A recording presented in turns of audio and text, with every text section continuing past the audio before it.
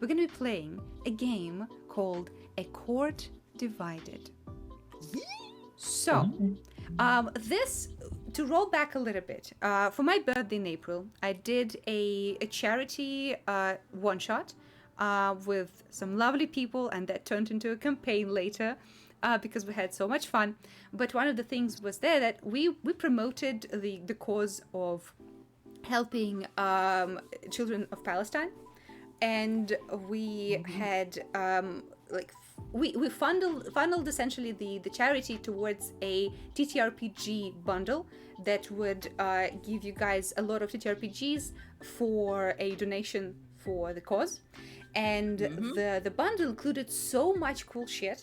And one of the games there's a lot of like games for a big group of people, and also there's some amazing stuff there, including like full-on like illustrated book with classes and shit. It's a lot of cool shit.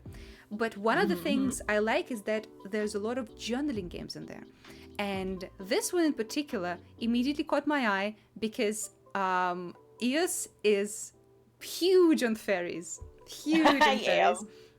Yeah, and even back when we played in mini campaign that Eos DM'd on her channel, it was all fairy and pixie themed. So that was awesome. So I was like, okay, we need to play this together at some point. Yes, Artie, you are a huge fairy. So true.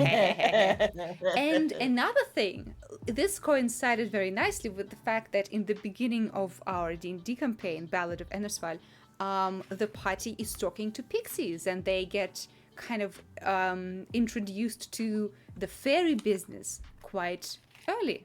So I'm like, let's connect those two things together, and we're gonna use this game to essentially world build the Feywild royalty and system of government. And this will immediately go into the D&D, so it will become canon. So the crew and you, chat, will be basically in charge of creating how Feywild functions, you know?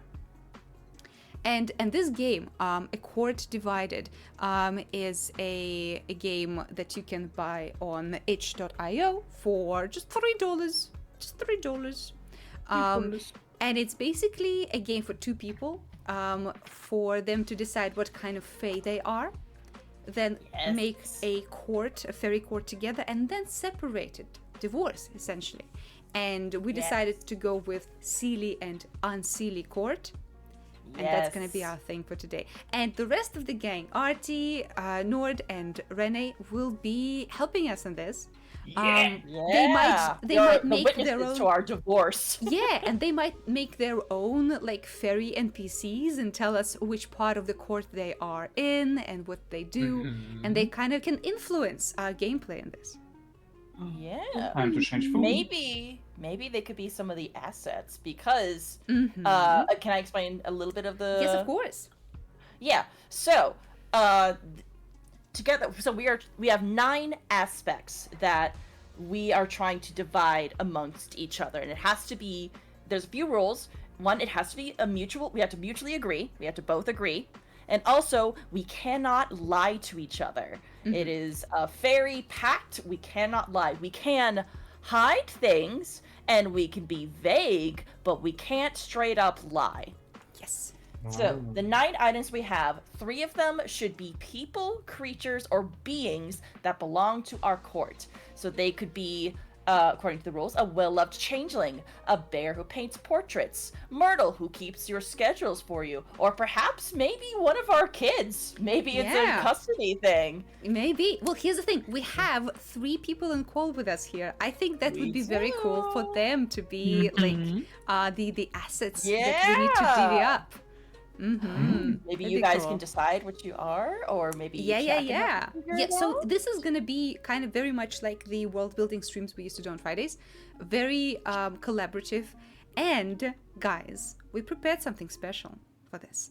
Not only do we have this like fairy court to make, we also created the look for our 2 royals already.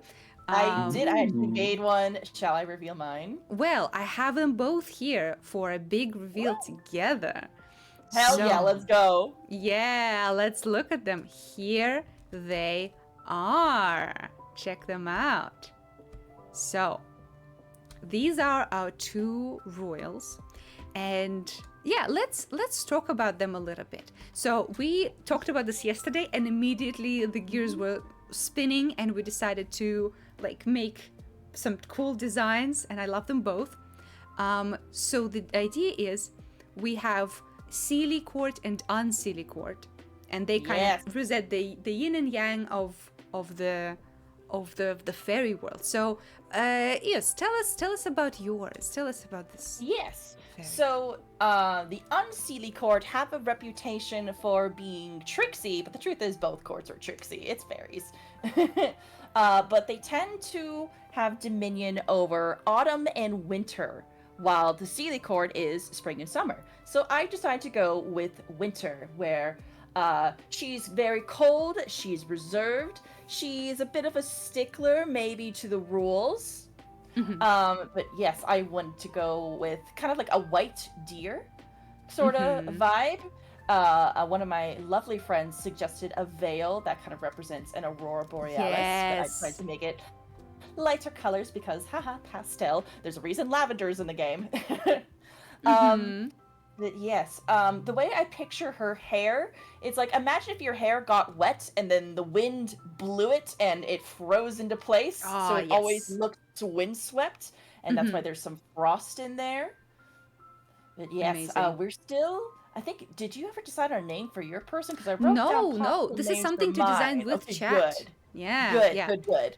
But yeah, I Yes. noticed that you leaned into like the icy nature, and I like the castle behind you, kind of like in a crystal ball. That's awesome. Thank you. I thought, I was having fun.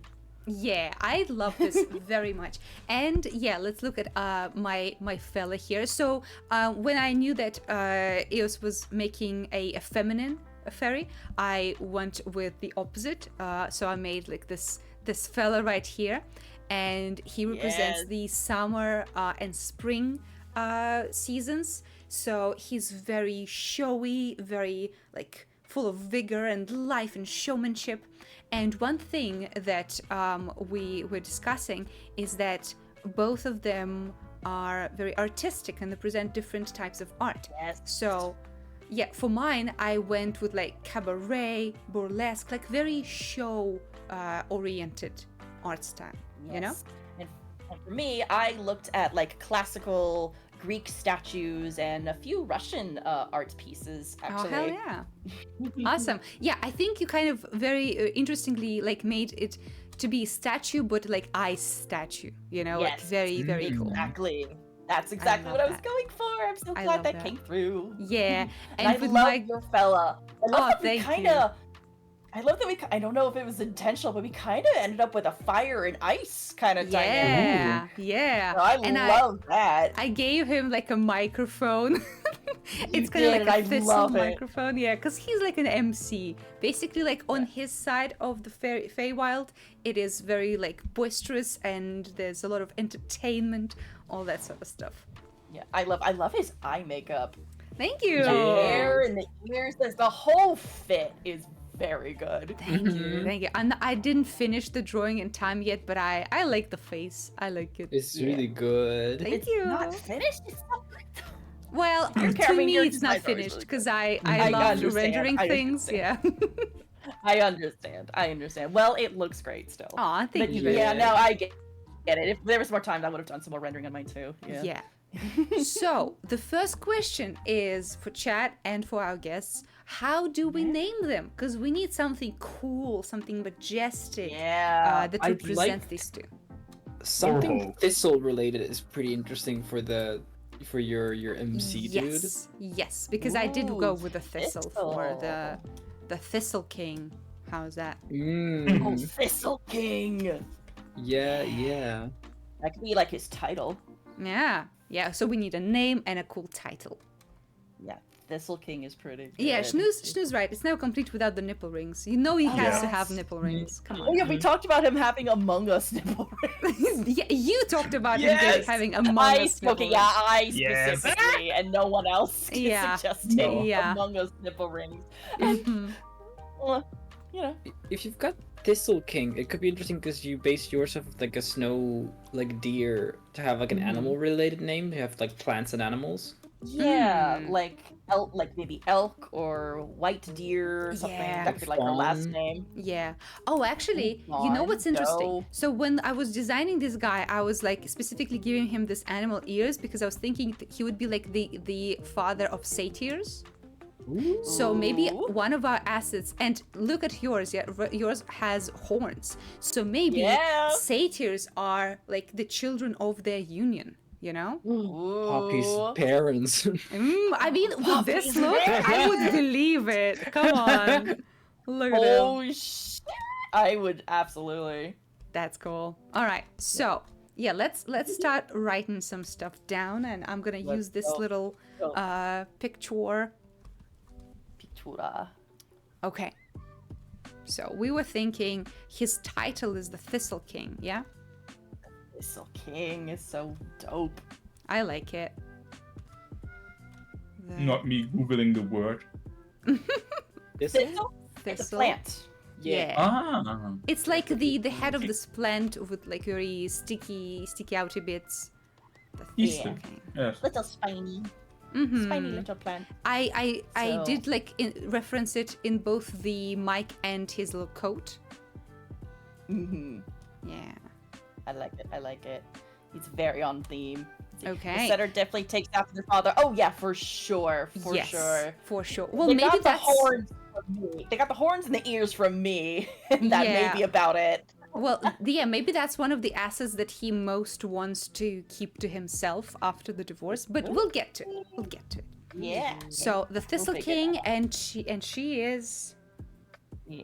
Oh, actually, should we talk about the other types of assets? Because we mentioned 3 are like creatures, living things, but the Oh, other I think 6... we should later. I think we should like Okay. first decide on their personalities, and then we'll Okay, create yeah. assets that they made together because I think that's the order of events.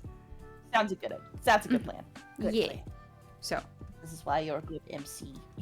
Yoinky the Sploinky. I don't know if that's a good name for her. But okay.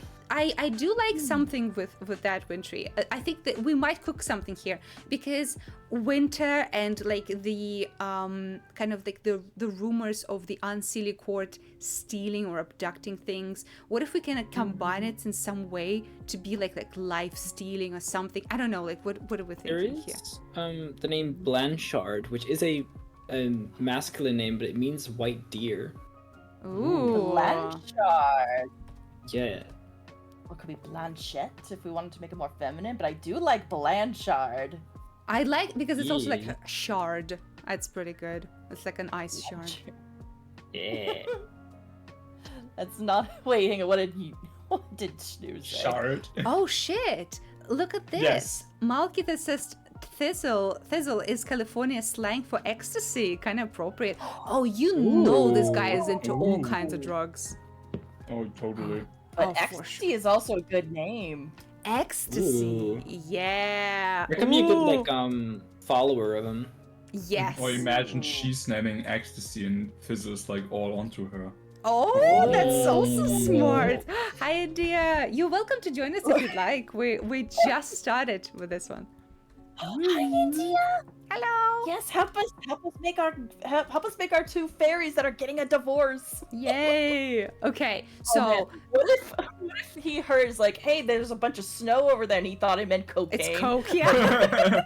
He arrives at her place ready to fucking party, and it's Yes. just her.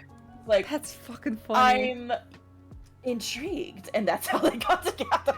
Yeah, I kind of like that. All right. Yes. Hello. Hello. Hello. Hi, India. Hello. Hello. Hello. India. Uh-oh. Can't hear you, hon. Uh-oh. Well, What? Well. Okay, so the Thistle King and the Who. The Who. Hello. Oh, there you are. Yay! Sorry, dog muted me. Oh my god, how dare. Wow, boy. India, do you need a little quick summary of what we're doing here? Please, if it's not too much trouble. Yeah, If you haven't I'll just said sum it it all. up super fast. Okay, so we are going to be playing a little tabletop game called A Court Divided. It is a 2-person game, but the rest of you guys are going to be kind of, I guess, like NPCs or possibly have a larger role to play. But V and I are playing 2 fairy monarchs. 2 very powerful fae. I'm from the Unseelie Court, and V's is from the Seelie Court. And we are getting a divorce. Yeah. So we have 9 assets that we created together during our marriage that we are trying to divide between ourselves. And we have to find a mutual agreement. We're also not allowed to lie to each other. We can hide stuff and we can be vague, but we can't straight up lie. Okay. So, and it's also gonna be lore for you guys and your campaign. So whatever happens here is canon. what? Yep. Mhm. Yeah. Well, here's the Yeah. thing, Swifty. The reason I decided to do this today is because you guys are about to like communicate with some people who are from the Feywild, which is pixies. So it only makes sense to create some lore about where they're from. You know? That makes sense. Mm-hmm. Yeah. Yeah. So my Fae is kind of a winter queen, and who like rules over winter domain, while V's is more spring and summer. We've been calling him the Thistle King so far, but we're figuring out. Chat is going to help you guys, and chat are going to help us figure out stuff like their names, their titles, how they got together in the first place, why they're getting divorced, what their assets are going to be. Yep. Cool stuff like that. Oh my gosh, this is amazing. Okay. Mhm. Yeah, and we made art for it specifically. We made these 2. Yeah. I love them. I love them already. They look so cool. Oh my I'll gosh, post they mine do in the look live amazing. chat. Yes. Oh. Very good. All right, amazing. Okay, so Yeah. Senpai is asking a good question. What does Seelie and Unseelie mean? So let's get into it for just a second. So in Fey lore, right, there is Real Fae lore. In Okay. real Fey lore, there is this concept of Seelie Court and Unseelie Court, and it's essentially like the 2 flavors of Fey. Eos, can you give us some info on this? Yeah, so stuff like pixies, fairies, things like Tinkerbell, things that you might see on a more child-friendly media, that is more the Seelie Court. They have the reputations of being the good fairies, while Unseelie have the reputation of being the bad fairies. But that's kind of an oversimplification. All fairies are tricksters. Meanwhile, Unseelie Court is things like tricksters and banshees and the Dullahan and some of the scarier looking fairies, the kinds that might try to trick children into going into the woods and never being seen again, that kind of thing. Yeah. I do But think then that again- both of these kind of like sometimes abduct people and do Oh, yeah, absolutely. stinky things, but for different reasons and with different methods, I would say. Yeah. Seelie Court may try to mess with you by making a deal with you, so something that may seem like it's more on the up and up, but nah. They're Yep. tricksy. They are so tricksy. Yeah, Yeah. silly and not silly. Exactly. Yeah. So unseemly, yeah, that's gonna be a good way to describe it, Senpai. Yeah. Yes. Just for my understanding, because of translation, what is meant by court? Like the Like Like a court in division. royalty, you know, like royal court. Ah. So there is Ah, the okay. king, the queen, different lords and ladies in waiting, all that kind of stuff. exactly. Oh, that kind of court. Okay. Exactly. Yep. That's a good way to put it.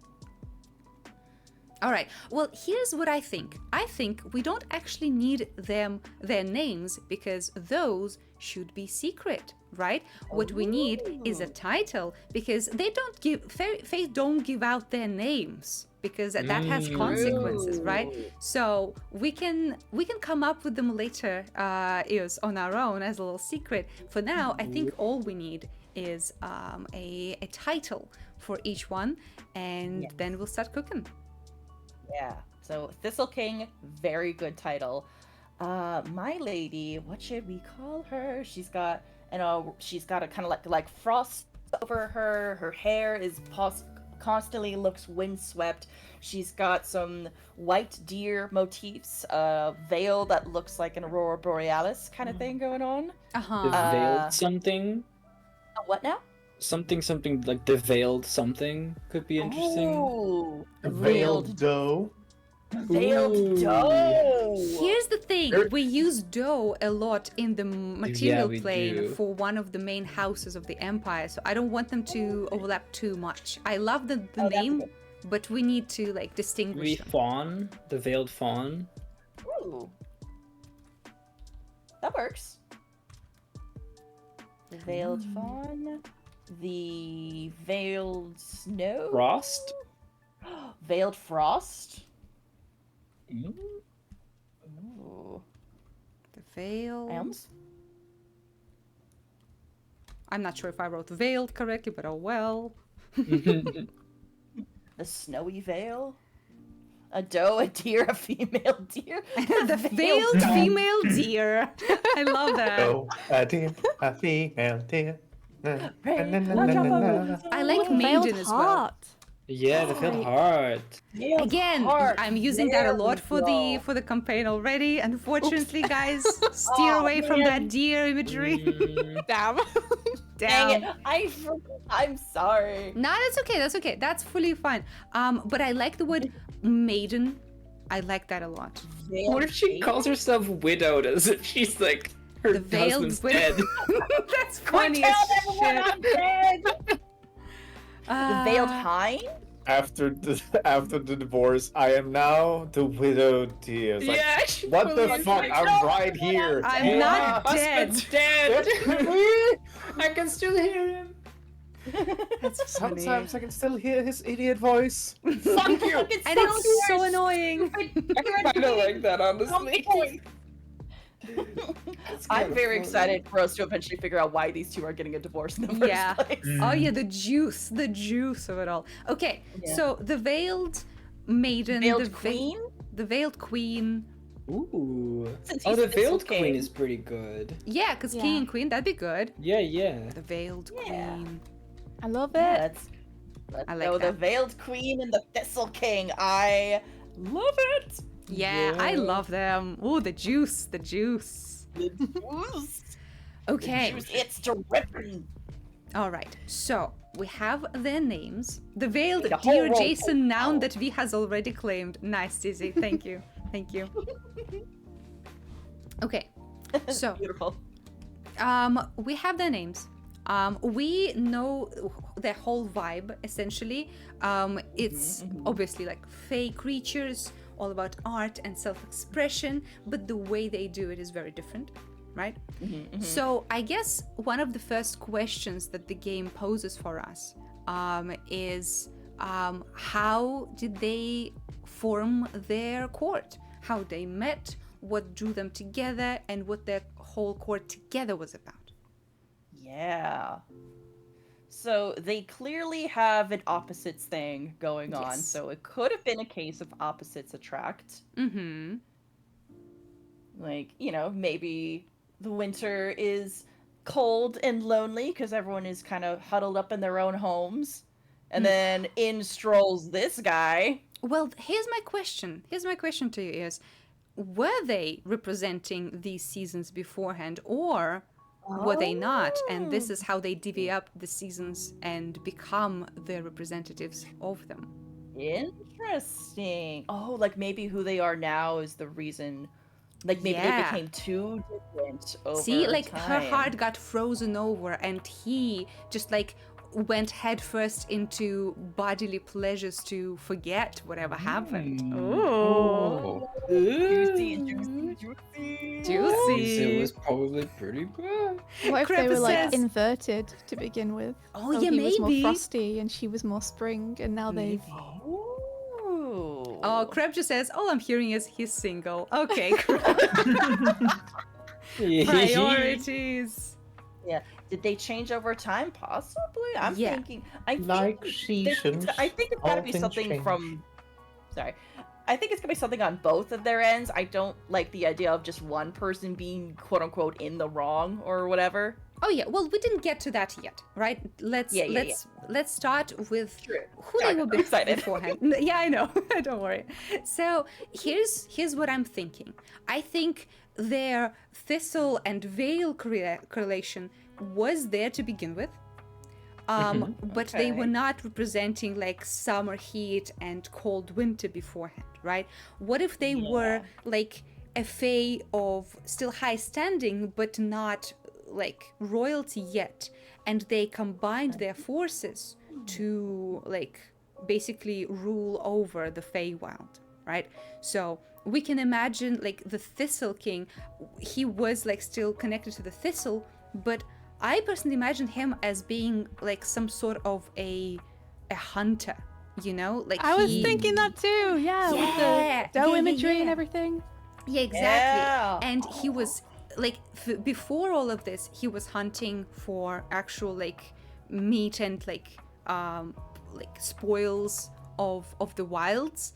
But when he met this beautiful creature, he put down his weapon, and now he hands for adrenaline of the stage, you know?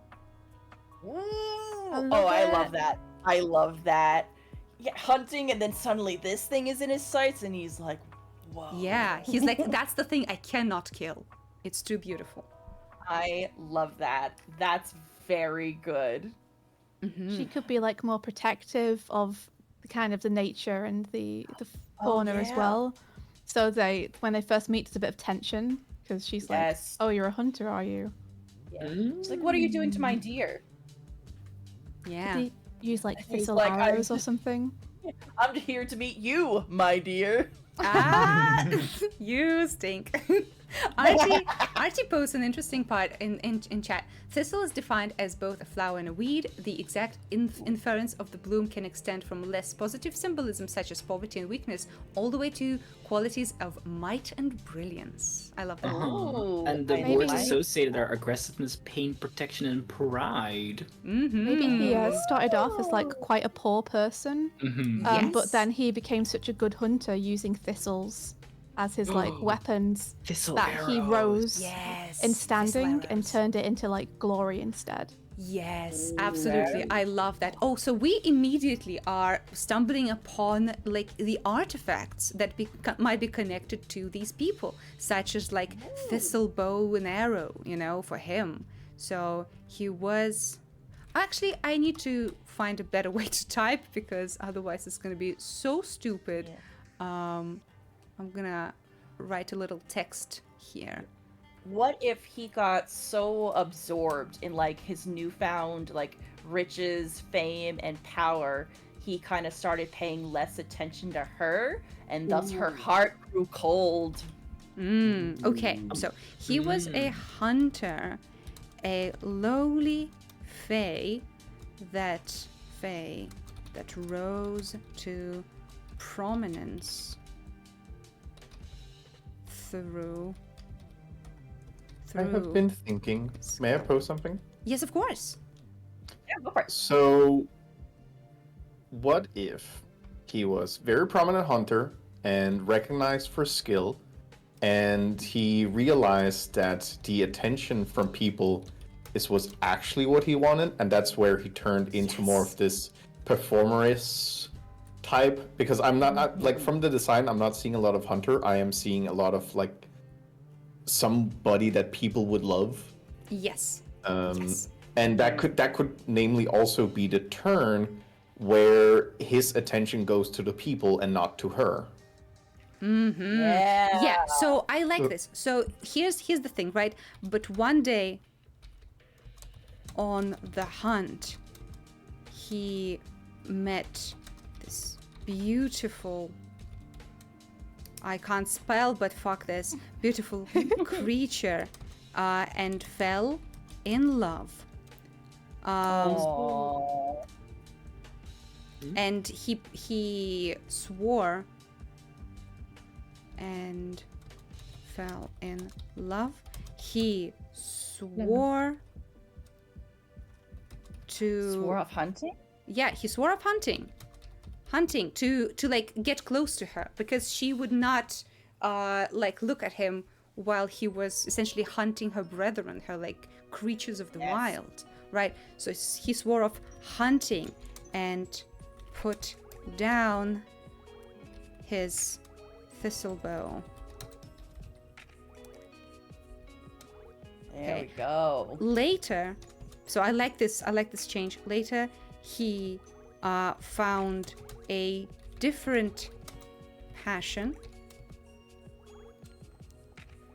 Passion and adrenaline of the stage became his goal. Also thinking, Yeah. we are in the Feywild after all, and things are extra. That Yes. we're raising the idea of it not just being a one-sided problem, that there could be some people in the Feywild, in their courts, that have started, like, that have sort of been a potential cause or a reason for their divorce too. Like, they've been meddling. Oh yeah. Trying Well, to split them up. we'll get to it. I think this is like the time before the divorce. Yeah, He was a hunter, she was a dog. Can I make it any That's good. Yes. I think it makes a lot of sense as well, because like as he rises to prominence, becomes more famous, he's pushed to do more kind of, you know, showy things and Mhm. asked to do like more speaking events and stuff, and he just like ends up loving it. Yeah. Mhm. Yeah. Malky says this is vibing a bit like Lakota folklore, where there is a trickster spider influence that drove a wedge between them by causing a jealous third party. Ooh, that's very good.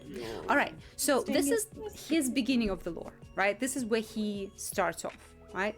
Let's talk about the Veiled Queen. Yes. What is her thing like as she begins this journey? Let's see. So we established that she has like kind of like other deer brethren, like other reindeer. Maybe Yeah. she has a whole bunch of them. Maybe they all take the form of forest animals and just kind of do their thing, watching over the forest, making sure people aren't over hunting or attacking any sacred creatures. Maybe since she spends more time in deer form, she's not much of a talker. Yeah. So she's not much of a performer. She's of his opposite in every way. But maybe when she transformed into, the portrait that we see, she was kind of making an exception because he saw that this guy was hunting her brothers and took this form to be like, hey, quit.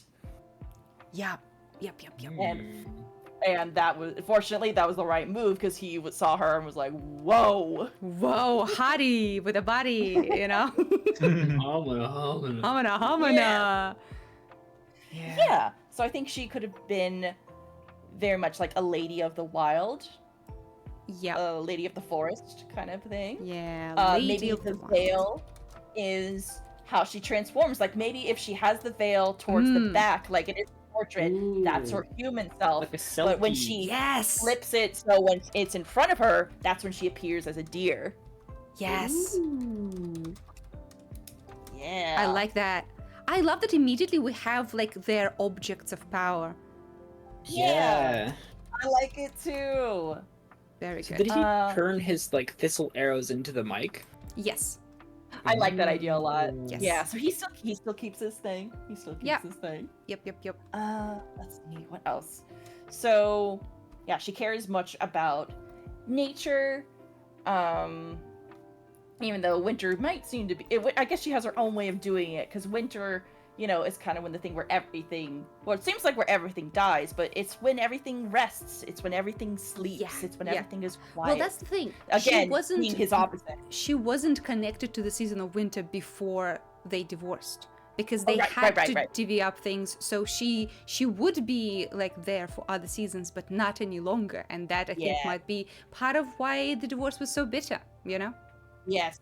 I do like the idea of like as he kind of rose to fame and power and prominence, he paid less attention to her and she started to resent him for it. And being an unseelie, this could be like maybe where she starts to be in the wrong. Maybe he started being a little more tricksy about getting back at him, maybe interfering with his performances, with his shows, with any other actors or performers that he worked with, maybe ones that she suspected he was having an affair with even. Yeah, well, let's get to it, right? So, they met, they became enamored with each other, and let's think about this, right? What is the reason that they became the rulers of the Feywild? Ooh, yeah, good question. Right? Because like they weren't in the beginning of this. But Yes. what was the impetus for them to take the crown? How does it work I in the feel- Feywild? Is it Yeah. like inherited, or is it something where it's just like a trial, or is it popular vote? I don't believe it's popular vote, no. I think it's basically like kind of with like royalty, there might be a successor, like a line of succession, but mostly like very powerful Fae don't die. Okay, so there was True. like another ruler of the Feywild before this, but I think they either outsmarted or overthrew them. And I would like to imagine that the previous ruler was a tyrant. So they had a pretty rough like hold on the Feywild. So these two were able to combine their forces and bring the end of that ruler and take the throne. But it's two courts, right? So we have to figure out, or is it one I joint think court, before this like one it was rule one. of both? Yeah, I think it was a one court Okay. before this, but after they divorced, it was unseelie and seelie. Okay, Yeah. but guys, Or- I have two ideas. One could be in a world where there were two courts, because in that case, the Thistle King could help the Veil Queen with the Unseelie court, and vice versa. Basically, because he would have a different viewpoint or an approach to it that was uncommon in the Unseelie court. Like, we were joking by popular vote, but the most, like, it seems like the most powerful aspect of the Thistle King is the fact that he is extremely popular. So what if he just got every other elf backing him, saying like, you know what, this old fart, he sucks. Me, I'm hip. I'm what's happening. Yeah. And I got a hot life. I think we should vote. Yeah, no, I like that.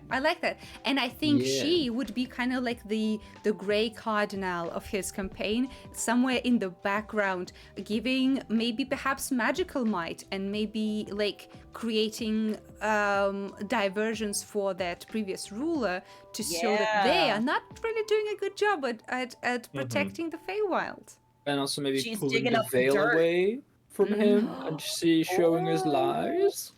I like that. I like that. Yeah, so her veil was so magical that it kind of concealed their plans from that other ruler and made it so that his silver tongue was something that they cannot pierce, Yeah. I could also see maybe if she got some of her little forest animal friends to act as spies for her to help get some dirt on whoever this old king was and his little underlings. I like what Shnu says. She intentionally doesn't notify him of important contacts that would further his career. He actively tells her he'll be home or free to give her time, but always stays up for after parties. Yeah, I think that's like the later stage of their marriage. where He's like, yeah, I couldn't leave, and the so-and-so was people there. love You know how it me. is. Yeah. But with yeah, her, She's like, yeah, I do know how it is. yeah. With her Alternative- shape-shifting nature, she can also spy on him herself sometimes. Yeah. Ooh. Mhm. Yeah. Also, just Yeah. alternative rabid idea is what if the previous king has gone like mad, but is extremely powerful, so people don't want him in power anymore, but no one's kind of brave enough Yeah. to try and take him down. Yes, I like that. Maybe Ooh. he's like the wild hare or something.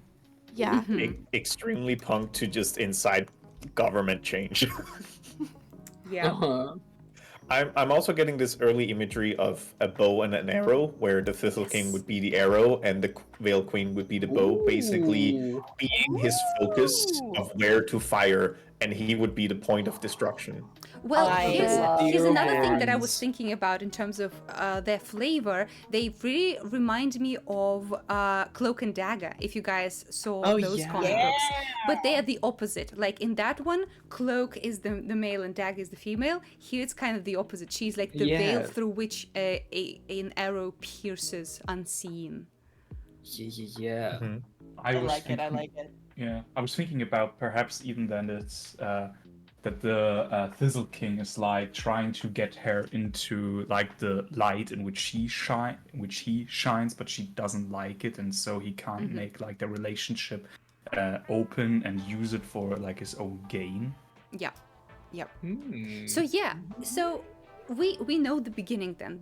There was this mad ruler. I'll think about like what their whole shtick was later, because that's not the focus of our talk here. And basically they combined their forces, and in this beautiful harmony of him being this showy, charismatic, ambitious leader, and her being very strategic, very wise.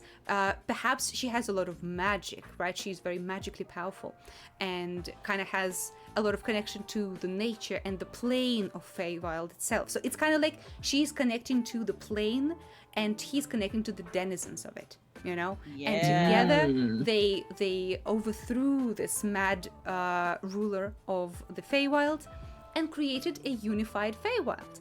And for a while, things were quite good. There was no Seelie and Unseelie court. All of the Feywild lived in harmony until the Fire Nation started. Yeah, until the Thistle King got too big for his britches, right? So, yeah, I like what Kevin the Mad was the ruler of this. Kevin the Mad. Yeah, so yeah, I like that we have a pretty clear idea of what began the rift between them, right? So he became like, just how he threw himself with all of his passion into hunt, like mastery of the hunt before this.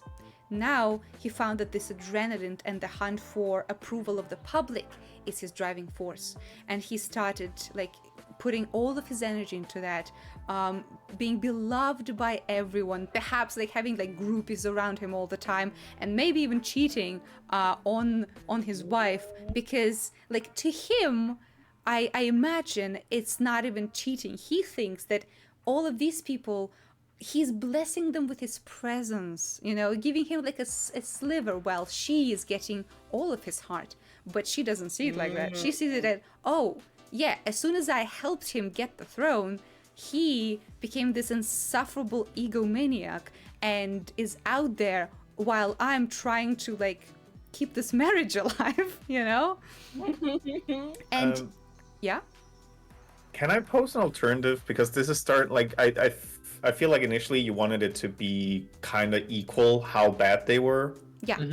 So what I'm considering is, what if there was an outside threat to the court, and this pushed them both to an extreme where he started paying way more attention to the people, because in his mind he needed to do this to save the court, and Yes. she had a different approach, and this is what pushed them apart. So in the end, they could defeat the threat, but it was broken afterwards. What if she knew about it before him and didn't tell him? Oh, yes. Okay. So here's the thing. He became a bit too big for his britches, and she, with her powers of foresight, was like, oh no, the threat is brewing. But she felt petty. She felt petty, and she was like, I'm not gonna tell him about this. I'm gonna watch him plop on his ass, fail this miserably, and then have to crawl back to me and beg me for help, and we will defeat it together. But she underestimated that threat, and I already know what that threat is. So, in the material world, we have the Kingdom of Morn, which is governed by hags. Hags are fey creatures. This was the uprising of hags in the Feywild.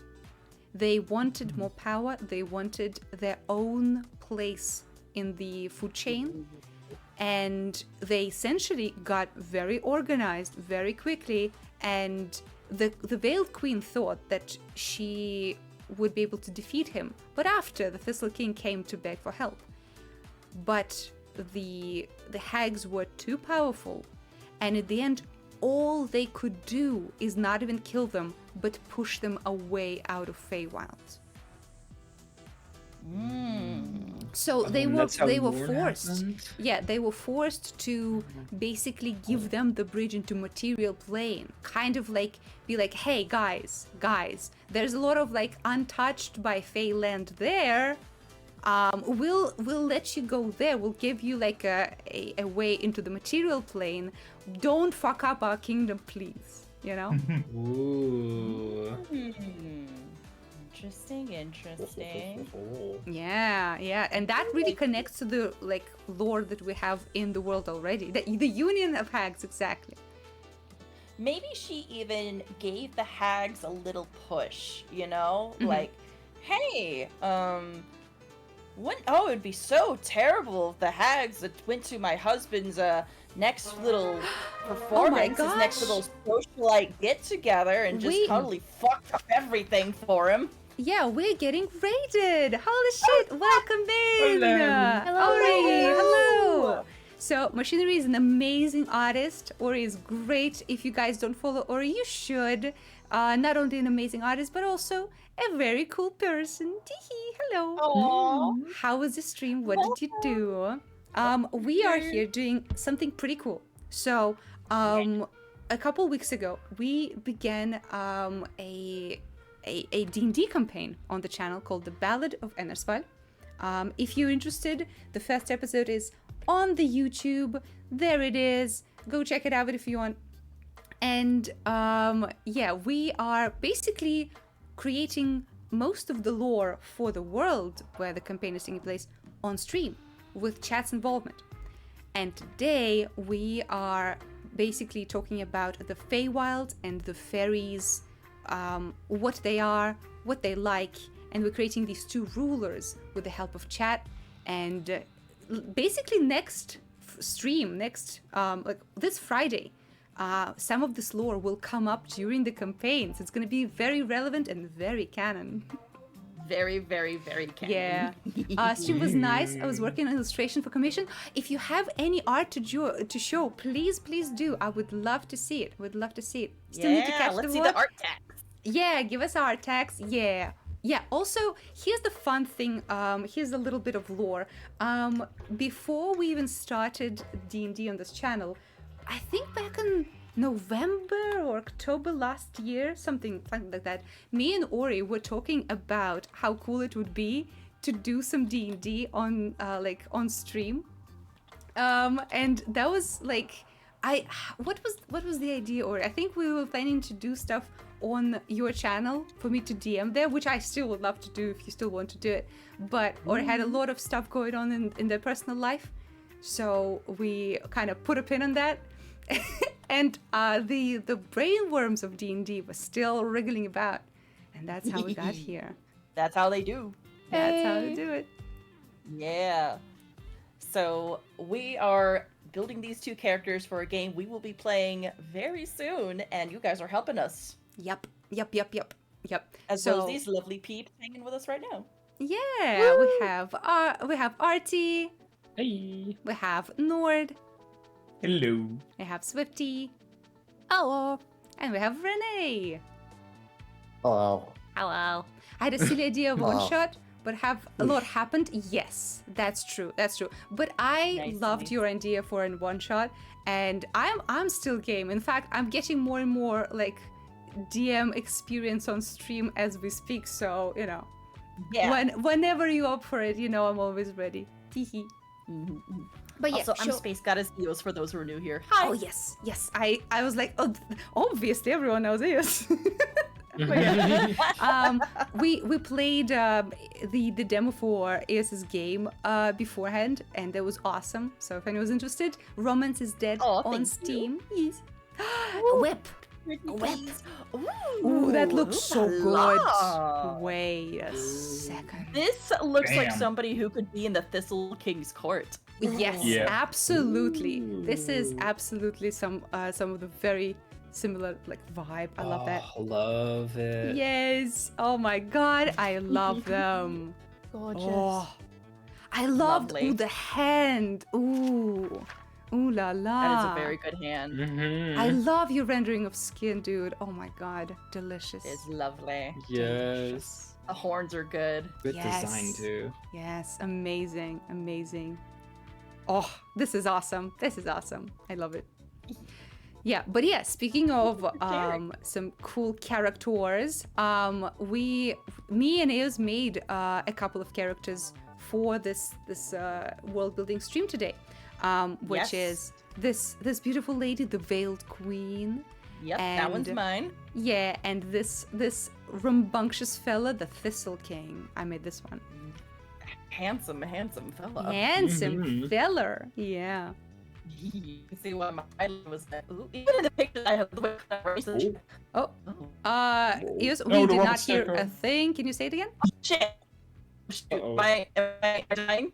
Yep. Yes. Hello? Yep, you're dying. Ah, Oh snap. no. 1 second. I Well- will remember Or is getting to you. her. Yeah. I will remember you.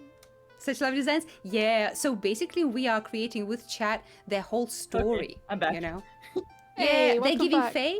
That's because they're Faye. Oh my god, They we are got the design. Faye. Yeah. You got it right on there. Yep. Yeah, no, sorry. Sometimes Discord do that. Yep.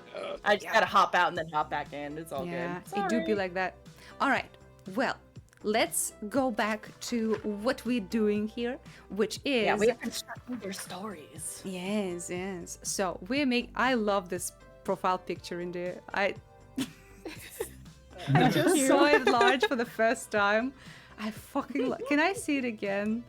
I want to see it again if I may, please. Can I? It's very good. It's so good. It's very Thank powerful. you. Thank you so much. There was a That was your paper bag Discord animator Oh, drew God. that for me. I think that was your Discord icon when I first met you. I love it so much. It's like so real. Oh my It's got god. your energy. It's got Yeah. your energy for sure. I love it. All right, so guys, let's lock in. We're locking in. So, Let's go. we had the inciting incident is the uprising of hags. Yeah. You're lurking. Of course. Have a good lurk. So yeah, Thanks for sharing your art. yeah. Session. Mm-hmm. If it's a D&D session, I'd love to know what happened afterwards. I'm so May all excited. your rolls be high. Yes. Oh. Ready? All right. So yeah, the inciting incident is the Hag Union, the Hag Union and uprising. Basically, they got shafted during the divvying up of the courts, and they're like, "But how about mine?" So they, Yeah, basically, no one wanted them. yeah, basically, yeah. So it's kind of like the Sleeping Beauty fairy tale, where no one invited the evil fairy, and she's like, "Well, fuck you Oh. then, you know." Maybe the previous Can I ruler- pose an alternative? I don't know how Sure. much you've written. I just like to prod. What if the Veil Queen originally made a deal with the hags to attain some amount of power so she could get the interest of the Thistle King, and this is essentially payback time. Oh. And the hope of the queen would have been to become powerful to a point where she could ignore the hags but the pride comes before the fall. I do like that. I do like that. Interesting. Yeah. I think because she was initially. Oh, what if this?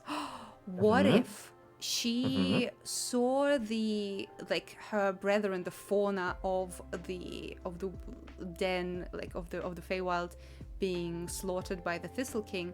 She went to the hags and she said, "Look, make him fall in love with me."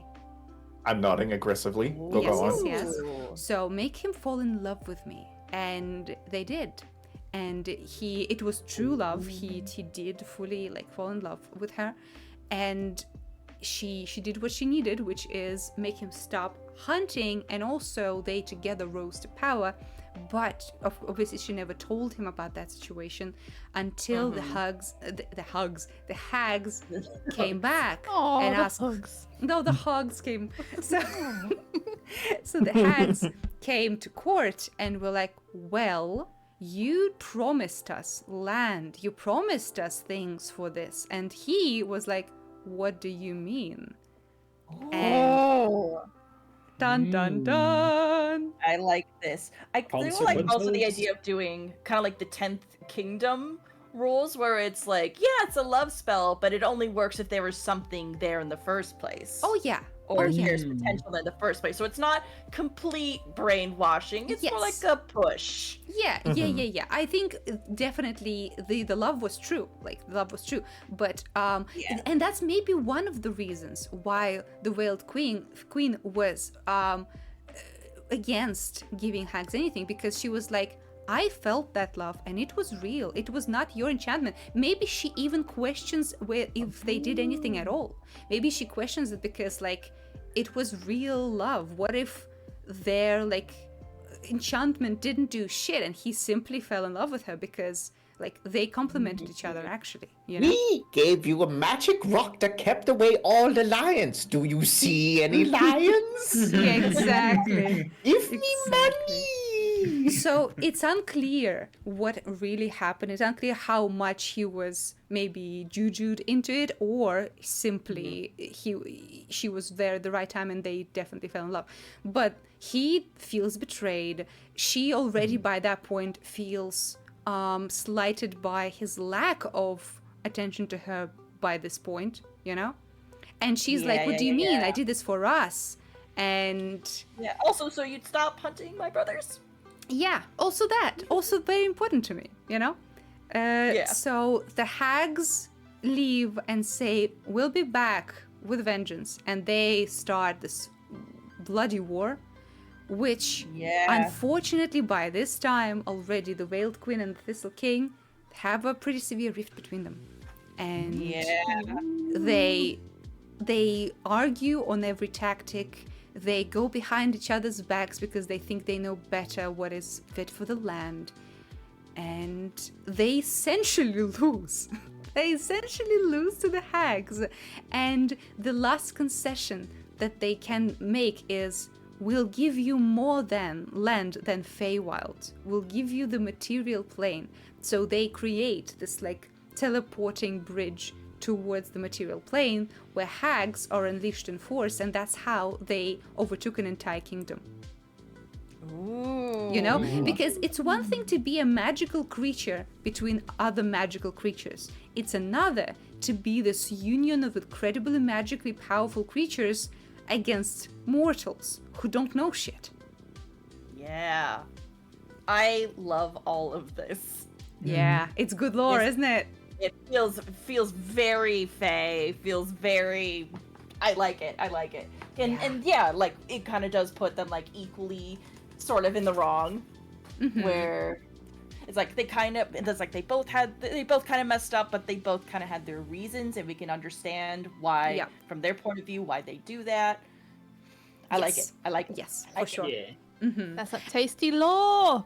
Tasty lore. Yeah, nom, maybe nom, she wanted to tell him after they became married. Maybe she wanted to tell him about the situation, but by that point he was cheating and drinking and drugging and all that stuff. He was living up the rock star lifestyle, and she's like, well, bitch.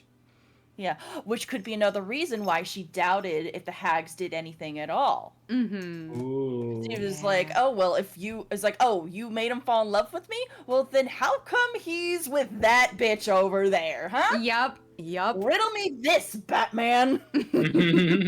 Yeah, chat.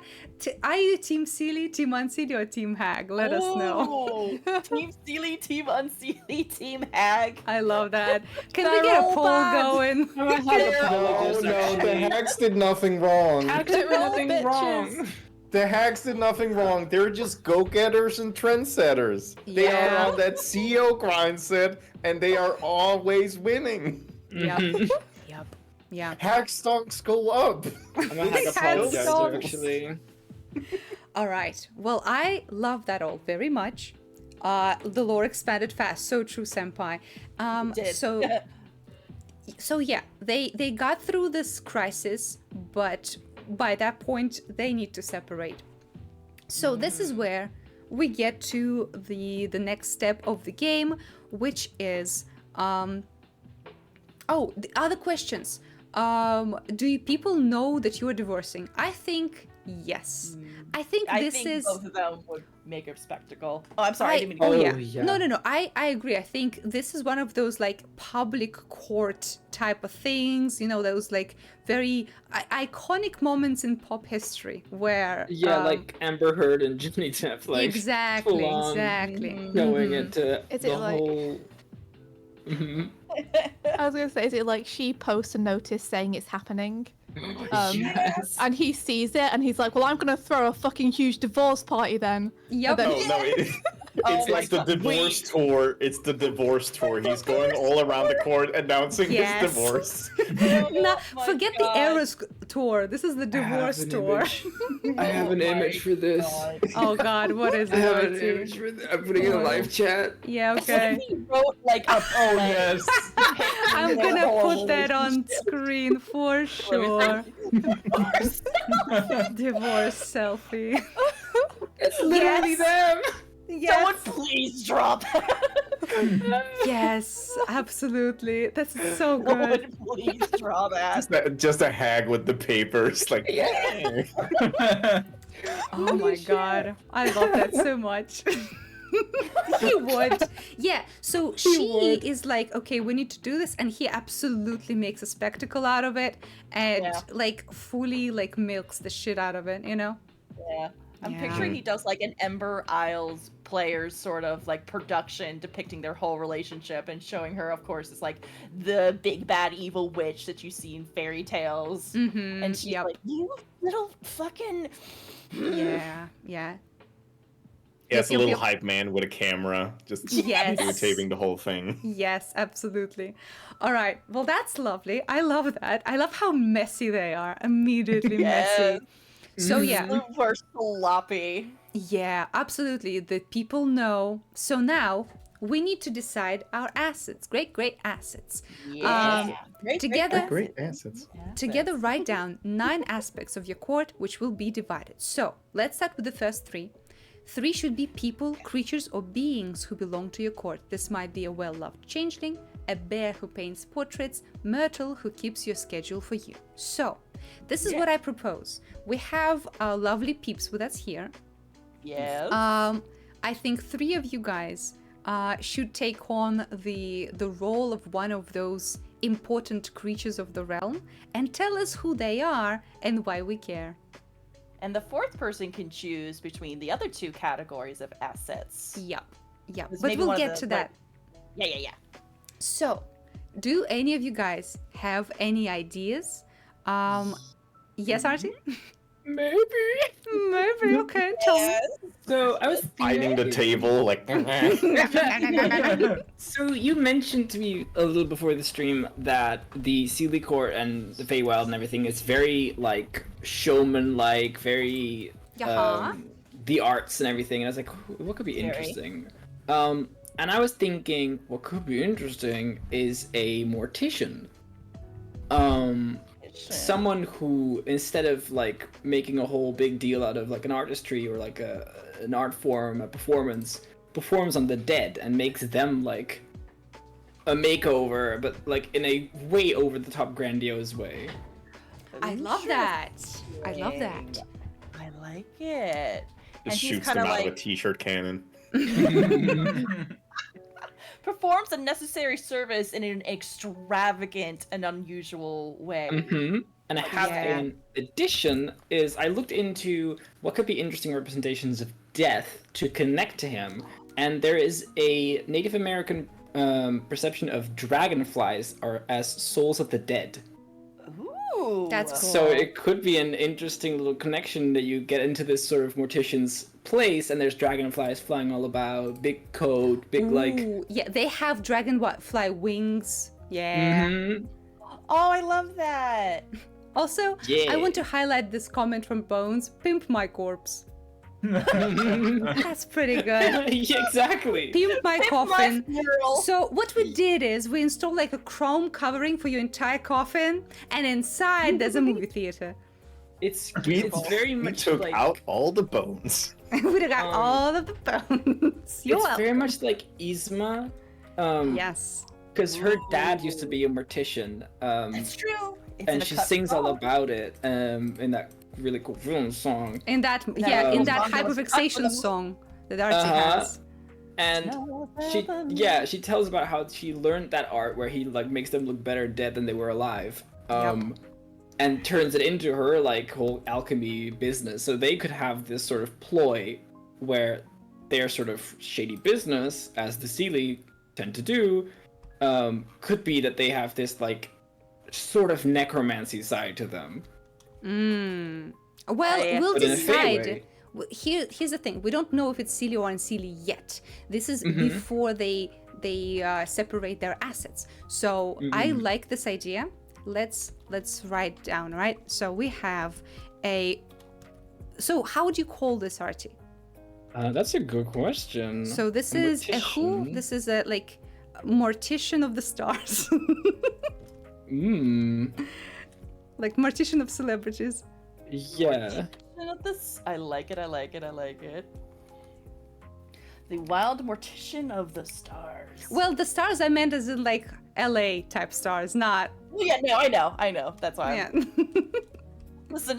I know I'm SpaceGoddessEos, but I know the difference. Okay. So dragonfly mortician, fly mortician, and their whole thing is that they kind of here's the thing: powerful Fae don't really die that often, you know. Yeah, that's so true. it has It to doesn't get a lot of be work.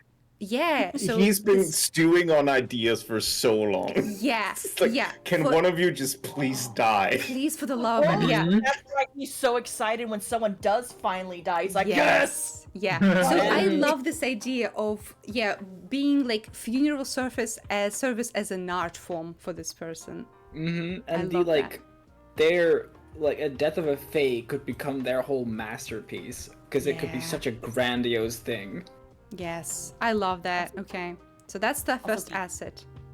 Yeah, I don't mean to be a stickler for spelling, but mortician, it's Mortician. Oh my Fortune. god. That's so true.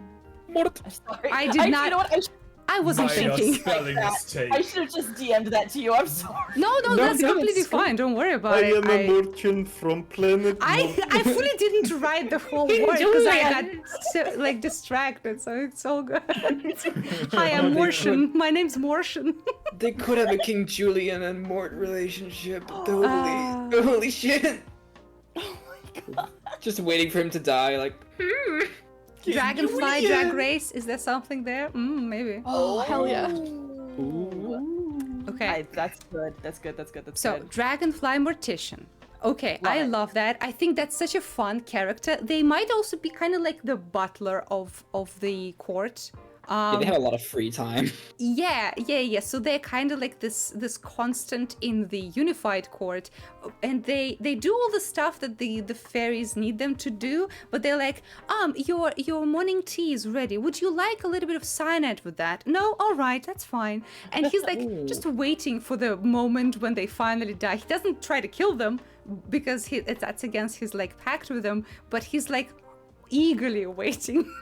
Also, an interesting thing could be he might have something to do with like when pixies or tiny fairies or something like that dies, something with their wings. he could maybe either have operations to like preserve their wings or to reuse their wings. Maybe the dragonflies around him are made from dead fairy wings. I love that. They And I- mount them like Wow. people pinning butterflies. I fully wrote John Mortician. No, it's John Waters. I like that idea. Him as casted as John Waters would be great. That'd be such a perfect casting. Every time a Fey coughs, he just salivates. Yes, Yeah, exactly. absolutely. Throws himself in. Yeah, so he's like Oh, such a fun combination of a wonderful butler, but he is like just preying on their downfall, and not because he hates him, but because he's waiting for his moment to shine. You know? Yeah. The question I is- love His him. biggest compliment is like, "You will make a beautiful corpse." It's like, thank you. You will make The a question talk that to me. arises in my mind is, how old can the mortician get? Like, are they immortal, or is there like a moment in which they'll be like, please die before I do, so I can do my magnum opus? Honestly, I think they are fucking ancient looking. Like Yes. they are I think- such an old fairy.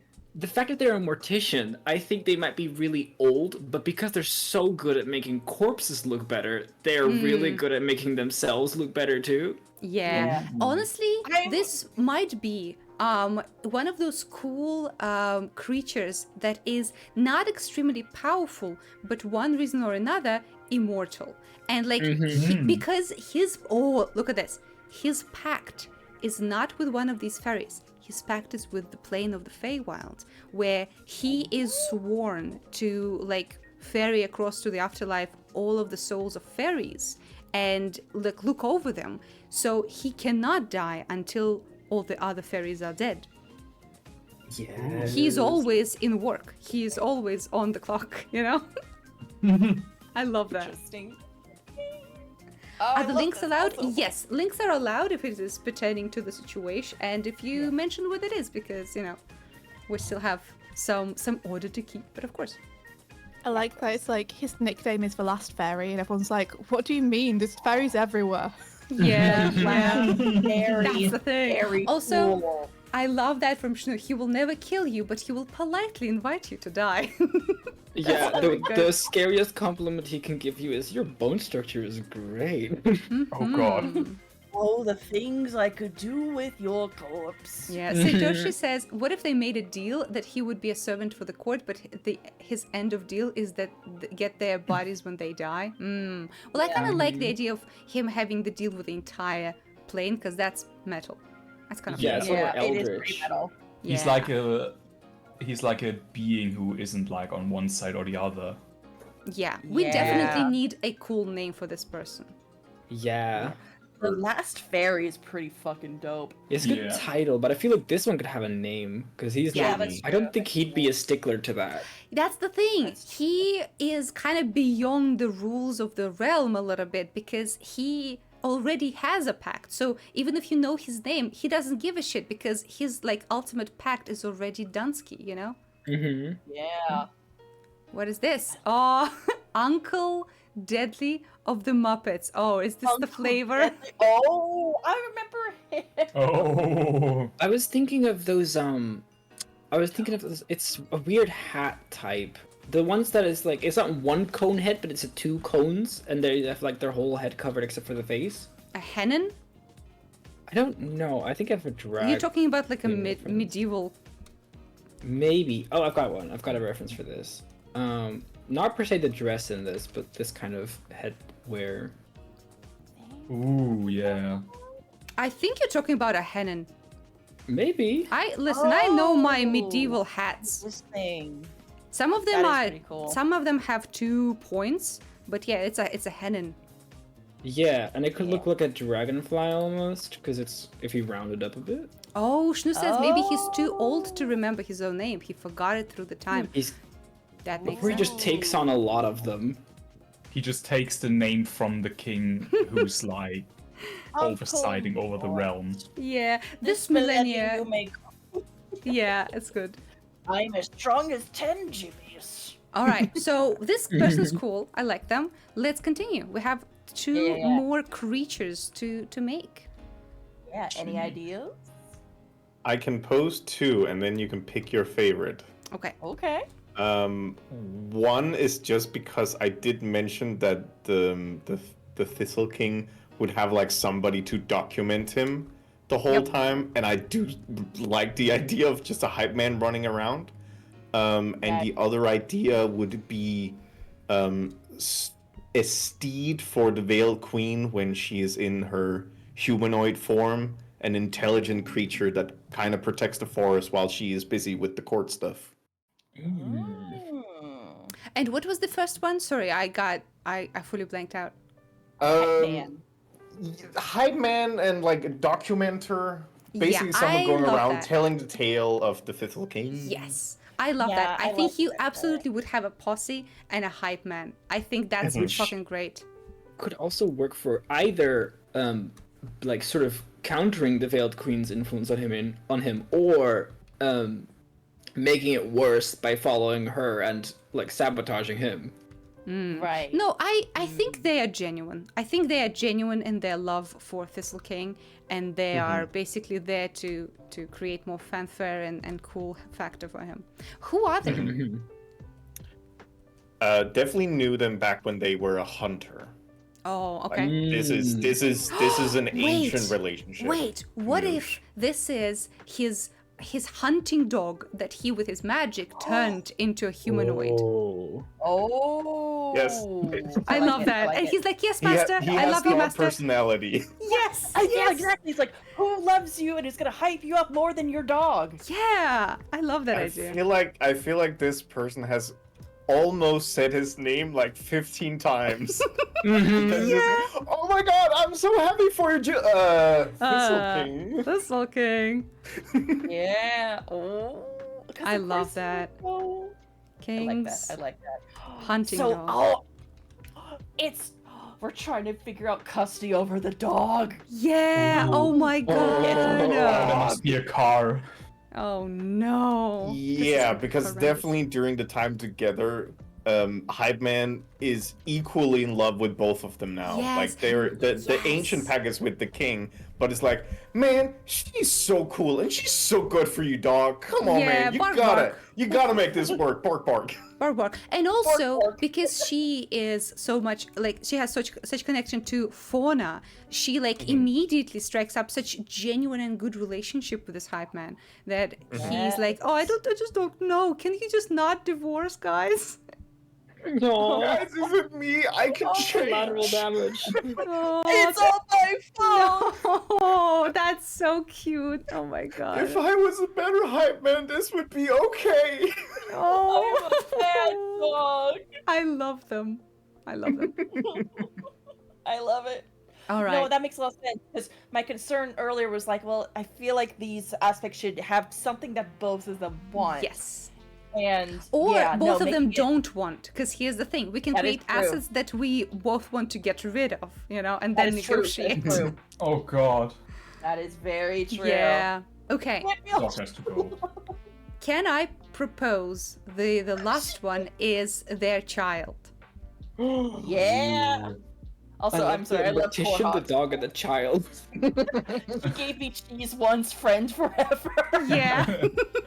Coming this fall on HBO, it's Mortician, Dog and Child. Yeah. Ooh, Dude, actually, that's pretty Dinosaur. good because it's Morticia or past, present, future could be a cool theme with them. Yeah. Oh, I love that. Ah, Aren't you yes, so we smart? thought of that from the Yeah, beginning. yeah. All planned, baby.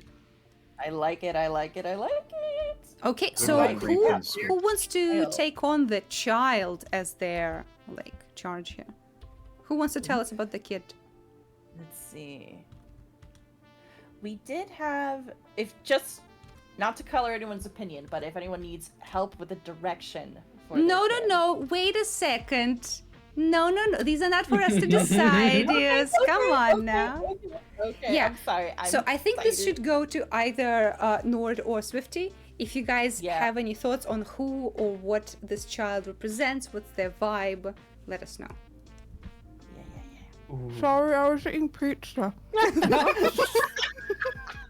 I Oh my feel God. like this kid loves pizza, and Yeah, that's the like kid is all about their pizza. whole personality is Yeah. pizza. Oh, we haven't talked about Fey food yet, actually. Yeah, but that's after because we're talking about like their assets in terms of humans or But what are the kids connected to it? It's also Maybe. 20 past whatever, and we can't start talking about Fey food when we still need like the 9 aspects.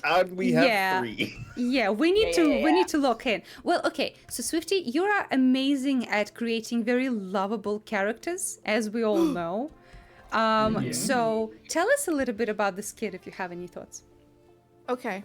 My first question that I'd like to ask everyone is how old do we think this kid is? Because are we going like very little innocent kid who's like just caught in the middle of this thing, or are they like a teenager who has their own ideas and they're both like, for fuck's sake, mum and dad? Well, what do you think, Swifty? I think this one is all you. Whatever you say goes. Depends how tragic you want it to be. Oh, very Pretty tragic. bad. Give it to me. I can pose that the hype man dog already puts a little bit of that like small child energy into the mix. That's So a maybe good it would be thought. good That's with a very somebody good who thought. has a brain. Yeah. Okay, they're Yeah. a teenager, and the worst thing about it is that their parents are both telling them to choose. Oh, yeah. Yes. Oh. That You know, sucks. so they're trying to pretend they don't care. But Mm-hmm. the question: do you want to live with mum or dad? Yeah. Mm. Yeah. Ooh. So here's a question. Korhok says, I was thinking a snowbird theme, kid. That can be interesting. Like a little. Oh, what's the name for this bird in English? I have no clue. But in Russian there is a bird called snigir. And it's like a bird that you see very often in winter because they have this beautiful red belly. And A Oh, robin? robin. oh, is it a robin? We have robin redbreasts here, which are little tiny brown No. birds that are like No, a no, little no. round. No. This is a bullfinch. No, you don't. Oh. Bullfinch. Yeah, like they are here. They're always with like this red little belly in the winter, and they look so cute. Look at They are the very orb. Oh wow, I'm not showing my screen at all. That's why. No, you're not. Yeah, No. I'm not. Here they are. Yeah, but no, I like that idea because it's something that thrives still in the winter, but still has some flair. Yeah, and like the songbird, like part of it. It's not really a songbird, but they can sing. So it always says, "Kid doesn't want either parent." Oh, I'm thinking about that perhaps like which is like often the case in divorcing between like the parents and the kid in between is that the kid often is like feel guilty about the parting between the parents and always like shifts the blame on themselves in a bit. Yeah. Well, here's my question. What kind of fairy are they? Because like a prince or princess fairy, they probably have their own sphere of influence, right? What would be their thing? We've got insects. We've got like fawn, like the satyrs, and we've got the lands. It could represent more like animal, like the birds and shit. I mean, animal Or would have the hype man for dryads? that. See, could also true. be a satyr himself. Ooh. Oh, that's true. Yeah, because we did decide that these two, they created the race of satyrs. So Yeah. maybe this is the first satyr. Oh, that's cute. Yeah. Little satyr kid. Yeah, so this is like the first satyr. And here's the thing. It's kind of like in the Fey timeline, they are a teenager, but in the material plane, they already like have a bunch of spawn basically. And yeah, maybe, oh, I imagine this like shaggy looking like rocker teen fucking got his girlfriend pregnant at 16, this dumbass. Oh gosh. Like absolute dirtbag of a teenager. Oh, the mortician could totally like make him make worse decisions and have like, what if you did this? Just to like. You should ride a More motorcycle often. without a helmet. Oh, and he's trying to get back to his parents. They'd totally be acting out though, right? Because it's like for one parent is sure. only cares about like performing to people, and the other parent is so busy trying to screw over their Yep. dad that they're like, there's no time for them. So of course they're yeah. like, Mom is so fake, and Dad is just like, he's such an idiot. It's like, Yeah, Yeah. yeah. Here's the thing: the mom is that kind of divorced parent that like shit talks the other parent and like criticizes their absolutely. every move. She's a wine mom. yeah, she's yeah, a wine she is mom. Jade drunk constantly. Yes, Always draped over the sofa, Yes. complaining and monologuing. Absolutely. Yeah, and whenever he's having his weekends with it, because he, of course, it's a weekend kind of dad. Like he gets the kid on the weekends, and he's like he wants to spend time with the kid, and the kid wants to spend time with him. But inevitably, every time he gets like sidetracked, like, "Oh, I'm sorry, kid. There was just like this important event. I needed to be there," you know? Yeah. Maybe the This kid is is. my mom's leaving you. You're tearing Yeah. his family apart. Maybe That's why maybe the Sage kid is, like, is. drinking. I was gonna say maybe they're friends with the kids of the Mad King previously. Oh So yeah. they have a gang, but they're like I love friends with the that. previous ruler's kids. Yes. Also, Divorce dad, 50, he you woke up like to- give you freedom and you'll create a gang of reckless teenagers at a drop of a hat. You're like, Hey V, you didn't have to give me freedom, V, but you did. You got the I out. gave you It an was like, out. there is a That's kid fair. here. Okay, well, kid gang. Oh my god. Real Housewives of City. Yeah, that's pretty good. Whoa, hold on. Malkith made a very good point. Kid is also essentially losing half of their inheritance if the parents split and they choose one. So they're also choosing more than just one parent. They're choosing what sort of power they'll inherit.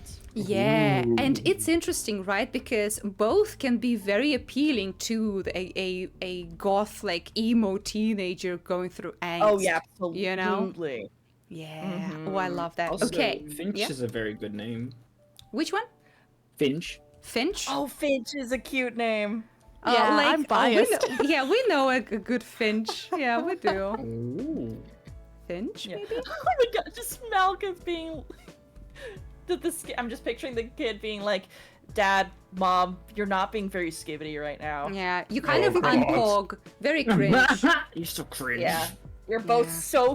you're both so cringe. Ugh. Ugh, I hate this family. Go to the mall. Chat, is this cooked? Is this family cooked? Chat, he's a streamer, by the way. He's a Oh, streamer. Yes. He constantly looks away. It's like, Chad, you seen this shit? You seen this? Chat, take a look Yeah. at this. Chat, press Who F. are you press talking F. to, honey? It's so funny with the morticians just there. Oh, that's Yeah. hilarious. Yeah, it's very good. What a fucking... We're just creating a sitcom, guys. Yeah. Yeah, this is Malcolm in the Middle. Yeah. Yeah. Yeah. Because What we if the have... mortician is like the godfather or like the weird Yeah, uncle? He's so Oh we yeah, have- he would be the judgy gay uncle for sure. So What if mid, no it's cap. the Gay Uncle Fester.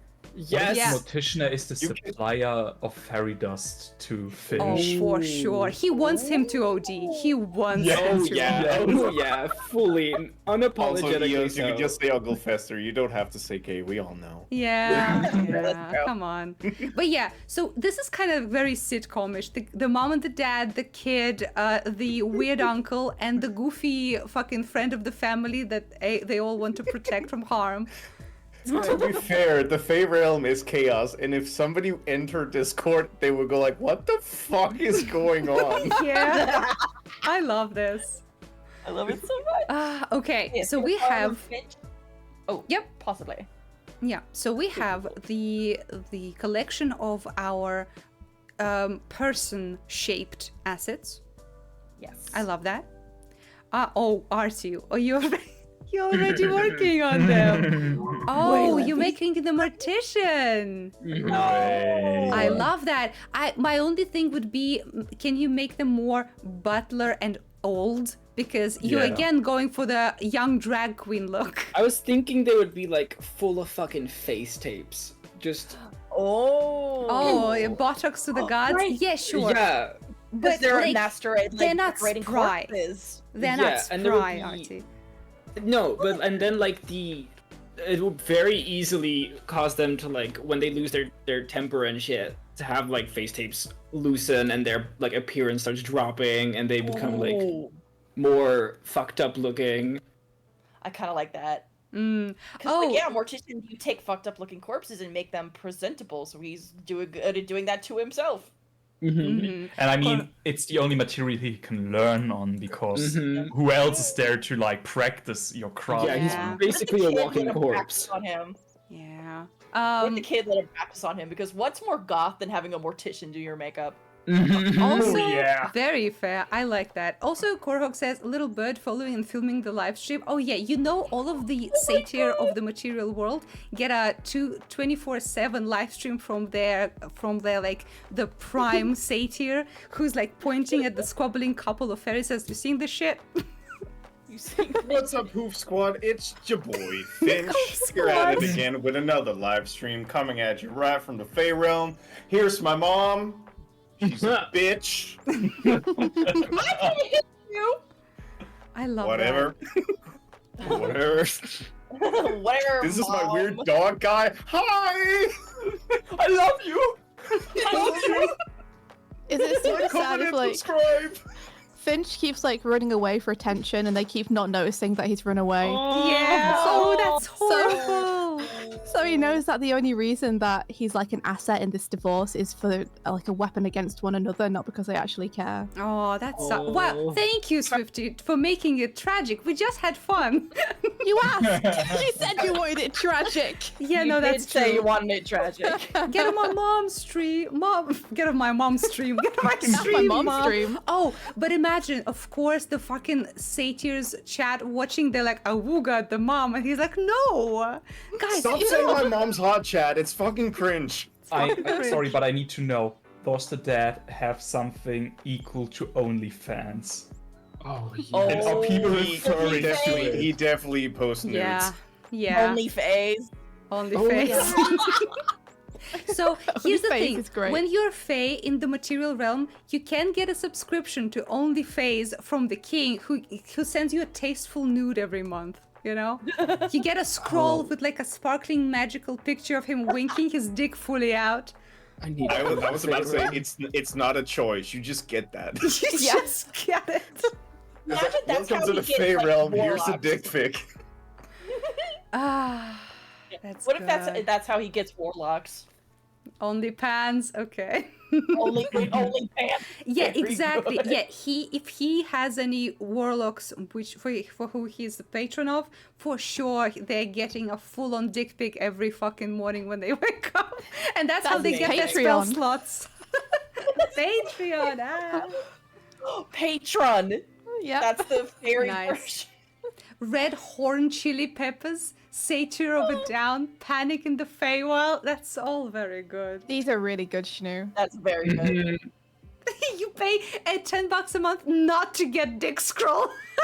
I love that so much. Tasteful nude dick scroll.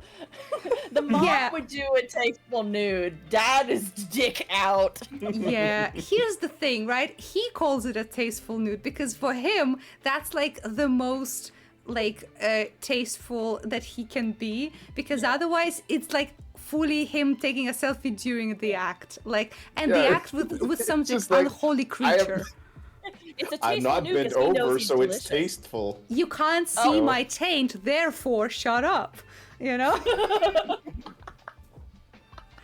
Ah, disgusting. Okay, Oh I my love God, that. there's 6 more assets to find out. Yeah, please, we need to lock in, guys.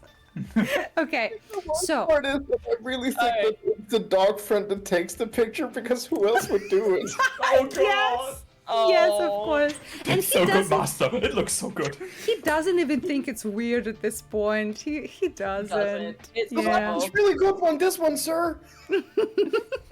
Your I dick love shines that. in the light of the sun. All right, okay, guys, forget the dick Okay. pics. I know it's gonna be hard, but let's forget about the dick pics for a little bit.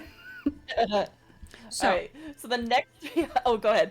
But, yeah, but what if the veiled queen uses her magic to make all the dick pics like to Skewed. make a certain part shrink Yes! before it gets to people? He takes the dick pics, but she knows Photoshop. So here's the thing.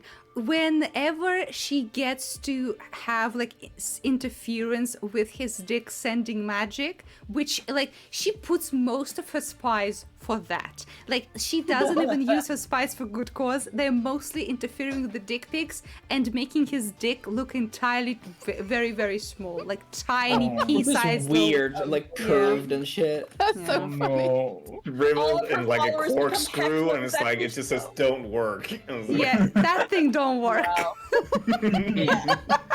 Wow. And he for sure doesn't check anyways, because he's like, yep, did it. Great job. Yeah, it's so funny. And then he's like, why all of my warlocks don't want to receive it anymore? I don't get it.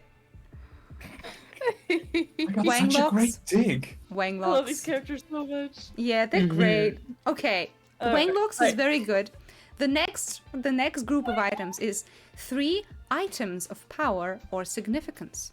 These might be a necklace made of dew collected from poison ivy leaves, a clockwork swan, a pond which grants mortal creatures long life. So, Yeah. we have some variation here.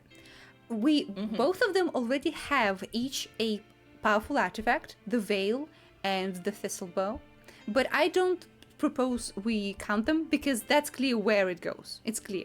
Yeah. And they came up with them. They had those before the marriage. Exactly. So, do you guys have any idea for those items, artifacts, anything like that? I definitely feel like there should be some artifact from the previous king. Yes, I like that. So like the here's the crown thing. or something? Yeah, I was thinking the Mad Crown or something like that, but I don't know who the previous king was, so that would kind of be a separate Yeah. aspect. But So I definitely let's- feel like something to symbolize the old. I like that idea. Let's maybe make it a throne. A throne of madness. How about that? Love it. Mm-hmm. That's good. Yeah. So it's like stuck there because nobody can really move it, because if they get close, they start like going batshit. So it's just Yes. it's there. We really don't. We've tried to like put up drapes. It's not working. It's singing. It's bad. Yeah. Ooh, I like that. It sings. It sings to you to come sit on it. Ooh. Yeah. So here's a good question. What is the good thing about it? Well, we did talk That about is- how there could be some items that they want nobody wants. Yeah, but what is its power? What like Huge cosmic power. Like maybe it gives you lots of magical power, but once you're on it, you lose your sense. What about Yeah. So connection you to can't the use it what you land? wanted to. Yeah, could I was see about it, to like, say as a- something like Artie said. Connection to like the Fey plane, like the land. Yeah, one of the Yeah. reasons why you could go slightly mad from sitting in the chair is that you can see all of the Feywild when you're in the chair. Oh, I like that. Yes. It's like a Because giant that could CCTV. be like why he was so powerful and why he was also batshit insane. Yeah. CCTV of the whole plane.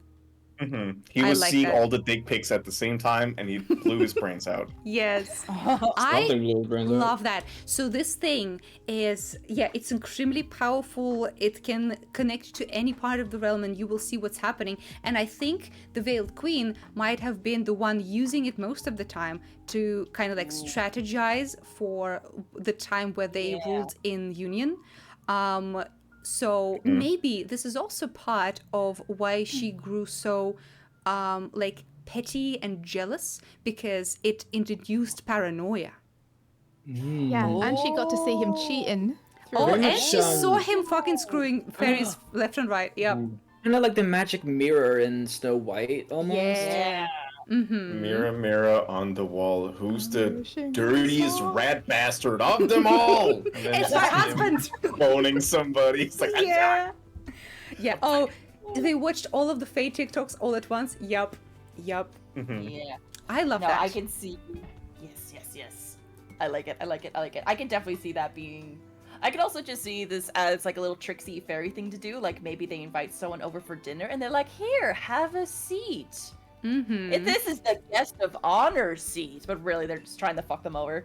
Yeah. you can yeah. really see the whole room from this seat.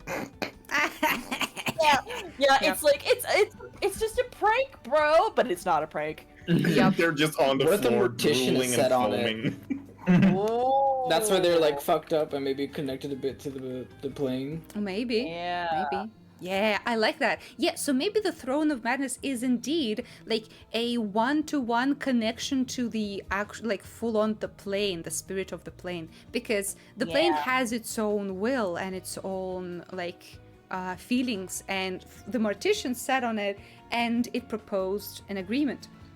Someone else can sit on it and it will fucking drive them mad.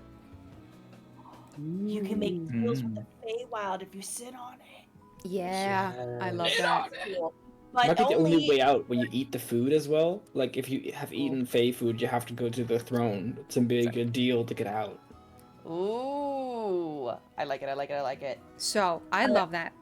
I have a and the second. beginning is like, Yeah. You only get the deal if you are mentally strong enough to withstand the. It's a big ass Constitution saving throw. Oh yeah. Oh yeah. Or Okay. wisdom saving throw. I already have the second item or place of significance. Give me a second. I will find it for you guys. We have So created. place also counts. Yes, I think so. The example was one of the examples was a pond that makes mortals young again, which is pretty good. But a few weeks ago, when I was still doing the concept arts for D&D on Fridays, one of the things we did was this giant flower of the Feywild that is a god in and of itself as well. So we created, it all started because here's the thing, when I create these D&D characters with chat, we roll stats, and chat rolled crazy stats. Wisdom 19, Charisma 19, Strength 15, Con 15. So we decided to go for the Blighted Bloom, which is this beautiful, huge flower. So there is no sun in Feywild. Instead, in the sky, looming above everything, this gigantic flower with a black hole of a center. Yo, that's the most metal thing I've ever seen. Yeah. Incredible. So here's the thing about it. This this being is some mortals on the material plane, and probably most, like a lot of the Fae, honor this as a god, and it is a thing that is also in the Feywild used as a prison, because this flower draws things into it, and then they disappear in that black center forever. This is what happened. Terrifying. This is what happened with the previous ruler. They Oh my god. yeah, they sent him into the prison of this flower. And a lot of actually, interesting point, a lot of orcs and half-orcs in the material plane worship this flower.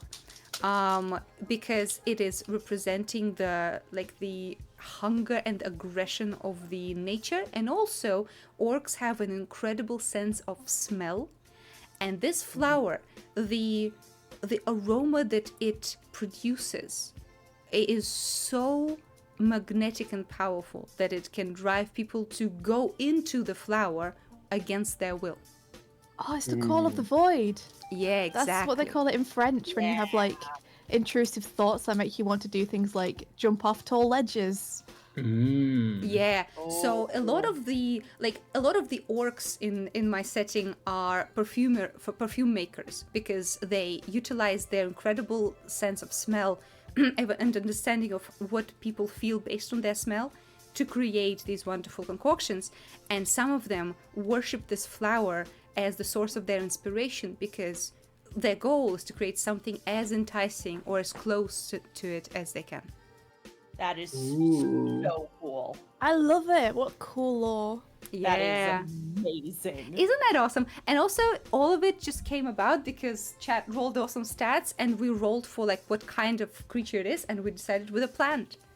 This is all because of chat's involvement. It's so good. So Yeah. cool. Yeah. So, the flower god forces you to come. Nice, Shnu. Nice. Thank you, Shnu. Thank you. So yeah, it's not really something that they own, but one of the sides gets to basically attend to this blighted bloom. Oh, you know that guy won't be like, I don't really want to. I don't does that know. I mean think to he attend really to it? wants it, but we'll talk about it think- later. It's like one of those things where it's like, it is too powerful to let my ex have this. Yes, yes. But we'll talk Like, about I may who not gets it want later. this, but I don't want my Yeah. ex to have it more.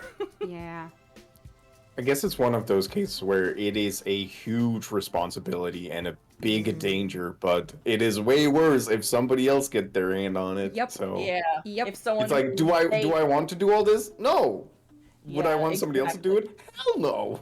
Yeah, I could see Veiled Queen being like, he can't have it. He doesn't know the first thing about responsibility. Yep. Meanwhile, the Thistle King is like, you really want this sneak queen, the sneakiest bitch in all the Feywilds, to have that thing? No, you don't. Mm-hmm. Yep. Yep. All right. Well, we have 2 of the 3 items or places of significance. What's the last one? I think a thing I could suggest, but I've already suggested one, so I don't want to crowd the space. But the hunting grounds where they met the first time could also be a place of power. I love that. I love Yeah. that. I love that. That's a yeah. That's very good. Yeah, the place of their meeting. Let's talk about it. I think that's a cool idea. It makes a lot of sense because he's emotionally attached to it because it's kind of what propelled him into greatness to begin with and where he first met her. And she's attached to it because it's literally where her family come from. Yes. Okay, Ooh, there's quick some question. shades. Does it have any power or does it have no power, but it's their emotional attachment and that's why this has become a place where they fight for it? It has no value, but they What just if- need it, or it has power. Like, What if what's it the most is the interesting part? closest connected point to the material plane? Because she can like easily get, like, her thing is that she can sort of get to the material plane, right? So or is that would be connected kind of- somehow. That'd be where the hags go through then, wouldn't it? Mm-hmm. Which is fun. Interesting. Well, here's the thing. I was thinking that they created the bridge to the material plane somewhere. I don't know if they would sacrifice the place of their first meeting for that point. You know? I feel like Well, there both has of them been- are like against their better judgment after the years of bitter divorce, still sentimentally attached to it. And I think, yeah, I definitely want the place to be of some power, but what is it? Have there I not mean, been it could places just be before? it could be a place of bounty. Like, this is a place that gives the riches back Eternally to the spring. people. Spring water, mushrooms, fruits, animals. So Like, basically, everything just stems from here. basically this is like the bread box of the Feywild. This is the place for food and supplies, and this is the place that keeps the kingdom all fed and awesome, you know? Yeah, it's like unnaturally verdant, which is why it's such a good hunting ground. Yeah, I like that. Mm. I like that. Yeah, just an endless bounty. Yeah, and again, they both have huge reasons to get it. For her, it's the place where her family lives. For him, he throws all these lavish parties. That's like the center of his whole ruling. He needs all of the cool ass supplies and food that is the most delicious, you know? Yeah. Oh, here's a fun question. Yep. If they're getting a divorce, will the Thistle King go back to hunting? Ooh. Well, this is a beautiful segue into the third group of assets, which is the Oh, you're 3 so right. promises we have made to each other. And the first one would be that he doesn't hunt. He stopped, he gave his word, and that's one of the promises. If during the negotiation you decide that this is unvaluable, he will continue hunting. If he must keep this promise, then you need to take this asset, you know? Yeah, I like it. So if the queen gets it, he keeps the promise. He doesn't. Yes. Okay, cool. Just check it. Yes. So, the promise not to hunt. Yeah. So he is incredibly good at hunting, but for the love of his life, he gave basically like the fairy word. He made a pact with her on the basis of I shall not ever pick up my bow against the creatures of this realm. Like, he can pick up his bow in battle to protect the realm, but not for, like, dalliances such as hunting, you know? He cannot harm the beings of the realm for his pleasure with it. I like it. Yep. May I read the little excerpt from the Absolutely. rules just to give people an idea of what other kind of promises we could come up with? This might be an agreement with a butcher to never let his meat spoil on the hook, a promise to the summer court to grant a boon to their flighty king, a deal with a woman who promised you a child in exchange for wisdom enough to tell her that this deal was a bad one. Yeah, so this So- can be also promises to other creatures, even creatures Like of the the material hags? realm. Like the hags. Ooh. Yeah. It the all hag comes promise. back together. Yeah. So So- then question is, this would be absolutely the promise that the Veiled Queen gave to the hags. What is Ooh, it? yeah. Okay, let me see here. Let me think for a sec. Okay, so the deal was make this guy fall in love with me so that he doesn't hunt me and my brethren. But she has her doubts that it actually happened. So, but I think the promise would be, okay, you do this for me. No. Wait. That promise is long broken, and that was one of the reasons the hags had the uprising and the war. The promise right. is when the hags won, the Veiled Queen was like, look, instead of destroying us and our kingdom, I will construct a bridge to material plane for you, and you will be the biggest organized Fey group in the material plane, where you can easily overtake one of the kingdoms and have a place of your own where people treat you as gods. Okay, The so then promise what if... of open passage. Yes. Yeah, that's close to what I was gonna say. I was gonna say, what if it's a promise of protection? So whoever gets this has to watch over the hags. Yeah, And make promise. sure no harm comes to them when they are in the Feywild or when they are traveling to the material plane. When they're in the material plane, all bets are off. But from the So Feywild basically, and on the path there. Promise of diplomatic immunity for hags. Ooh, yeah. That's good. Diplomatic Magic immunity. So the thing is, if you take this promise, which I'm pretty sure you kind of have to, my guy can fuck them up if they wanted to. He's like, I don't give a shit. And it's Also- your work to stop me from doing it, and also to make sure that no one in your court does it. So like, this is a headache for you, big time. Yes. Does that mean that this would reveal as well that she did this during the divorce? This Well- this would let him know. Yeah, Well, I think it's this was already revealed when the hags came to... Here's the thing. Before the battle with hags begun, they came to court and they were like, look, we did our part, you're ruling together. And I think this was like on their wedding, you know, the classic fairy tale, right? The hags come on their wedding day and say, look, you achieved what you wanted, give us our part. And he's like, what the fuck do they mean? And she's like, I have never seen these hacks in my life, and Yep. you cannot convince me otherwise. And kill them. yeah. Off with the heads. Off with their heads. Off with their heads. Okay, so promise of diplomatic immunity for hags. I need to specify that for Yes. hags. I love that. So, what's our third promise? Our third and final asset. Or ninth asset, I guess. Yeah, our Third last one. asset. What do you guys think? Maybe something No worries. connecting to. We've had this like with the characters. We had past, present, future. Yep. We've had their like. This is also past, places as present, well. and future. Yeah, the places as well kind of have a past, present, future with like the bloom could be future, hunting grounds could be present, and the Yes. throne past. No. I think the hunting grounds is the past, the throne is Yeah. current CCTV for the present, and Blight Yeah, of the because Moon you're is the spying on future. what's happening in the Feywild Yes. right now. Exactly. So then we could see what that would mean for the promises. So Yeah. the Yeah, hags hunting have is happened. No, The no. promise to- I think this thing, promise not to hunt, that's the past. Currently, they are still bound by diplomatic immunity for hags as present. What's the future? Keep the plant alive. Maybe, I mean, that's kind of a promise to- given, though. Yeah. maybe something like they won't try and influence the kid to vote either way.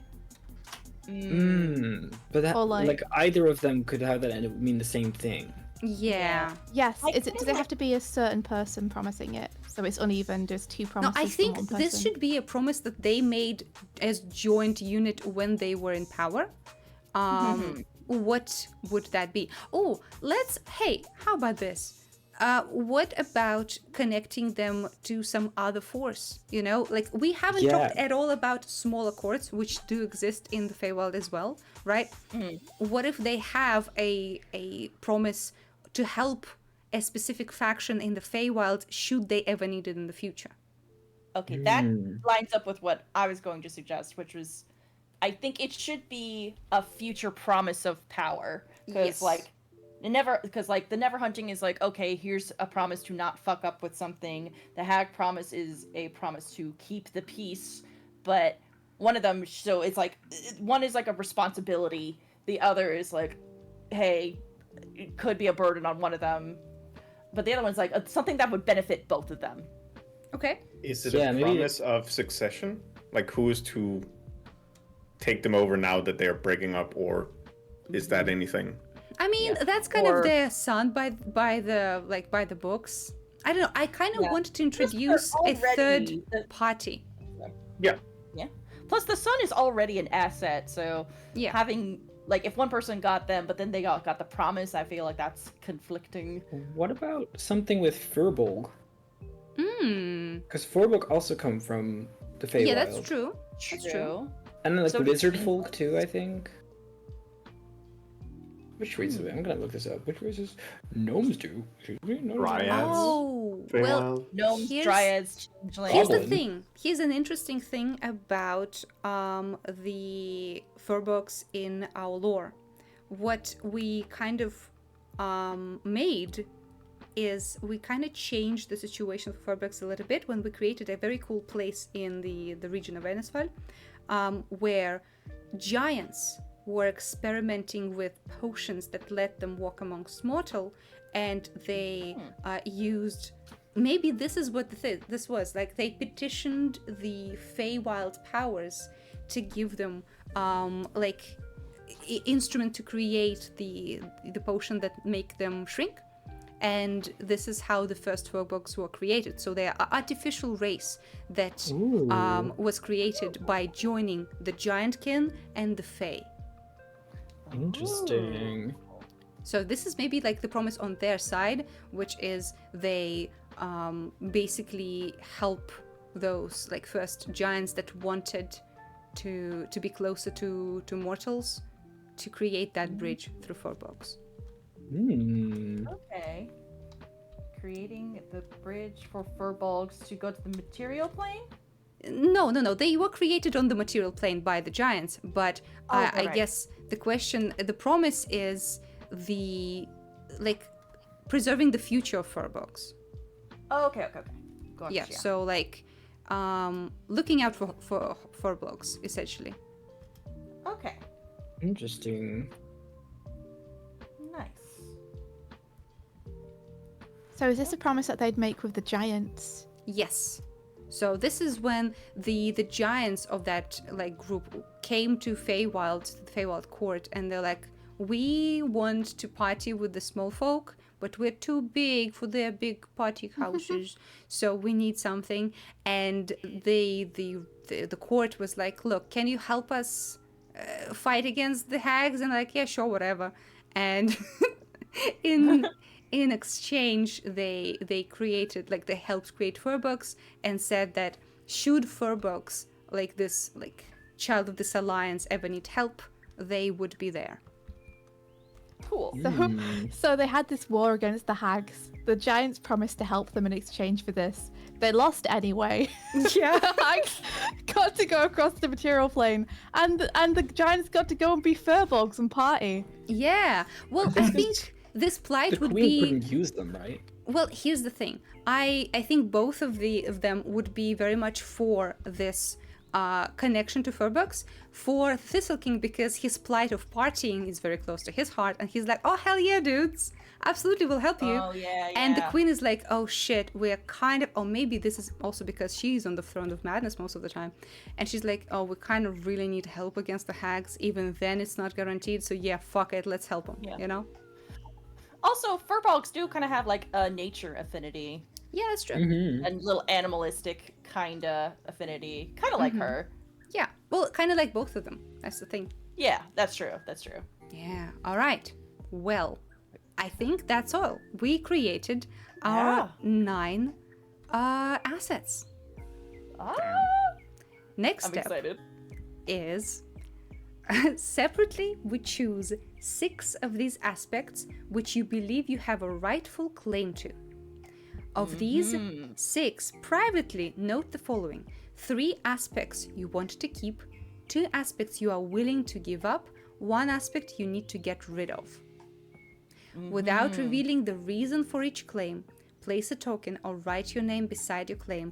These claims are visible to both of you. You may both claim the same item. Yes. Ooh. Let's go! Yeah. The drama begins here. Who's gonna go for the child? Yeah. May I request that we make our choices over a break? Oh, I'd love that. Yeah, amazing time. Yeah, this is a good time for a little breaky. Everyone, if you need to take a little toilet breaky, get some water, go do that. And yeah, our guests, if you need to skedaddle, absolutely go for it. But if you want to stay, you would be like helping us, kind of like as a court adjourned for the time. But then it'll be back in session. Yeah, I think I'll need to dip. It's 11 and I have work in the morning. Alrighty then. Aw. Have a good night. Yeah. Mwah, thank you for the help, Reddy. Thank you. Bye, Yeah, Renee. thank you so much. Welcome. Bye. Bye. All right. Wish list romance is dead. Yay! Yay! Aww. Time Yes, for please little and thank you. breaky. Please do that. Bye bye. See you soon. All right. See you soon. Bye.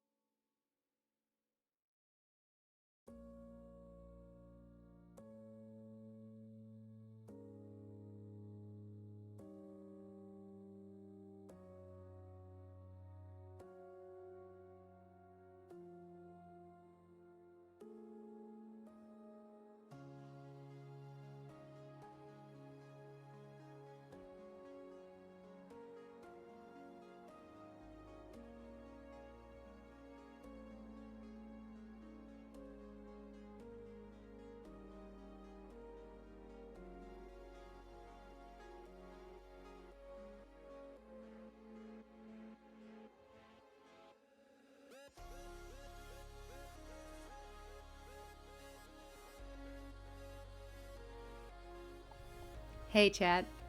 How you doing?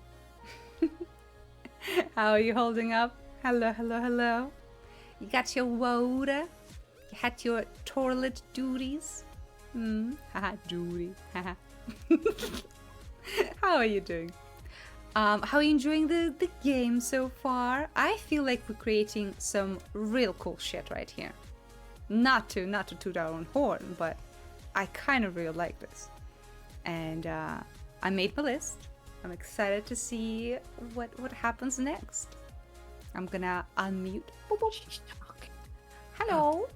Hello. Hello. How are you? Hello. Good.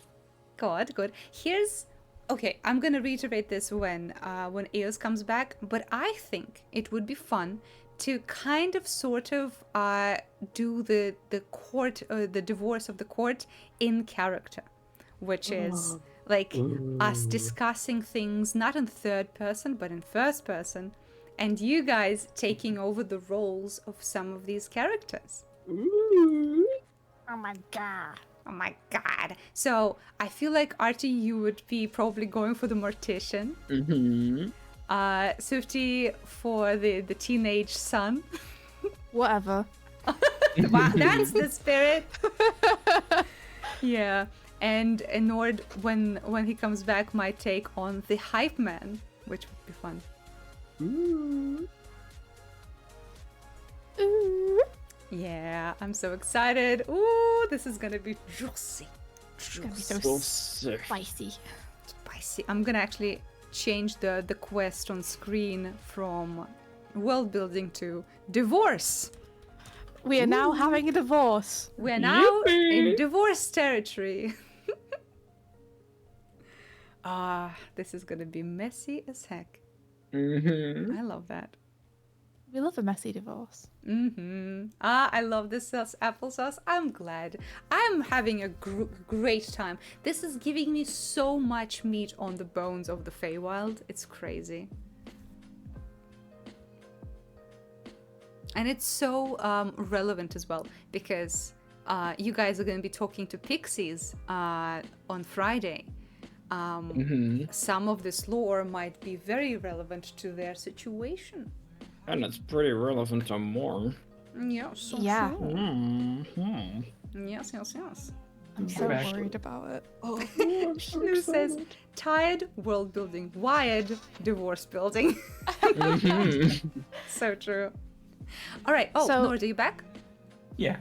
How do you feel about taking on the role of the hype man in these proceedings? So everyone's like taking on one of these characters, and we're gonna like play out this negotiation.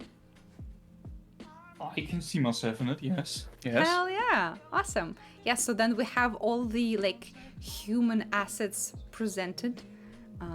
And I guess it's gonna be also a question of not only us agreeing, but like us swaying you guys to our side, you know? Ooh. So to recap, Artie, actually I should probably do that when Eos is back so she knows what's up. It's even a name, I guess. Oh yeah. To clarify as well, so the current state of the Feywild is that these guys are both still ruling but are now separated. Yeah, so they are, in current modern time, these guys have separated into two main courts, which is Seelie Court and Unseelie Court. And they are residing both in the Feywild, both rule their part of the world, and kind of have this constant like tug and pull of power. Gotcha. Yeah. All right.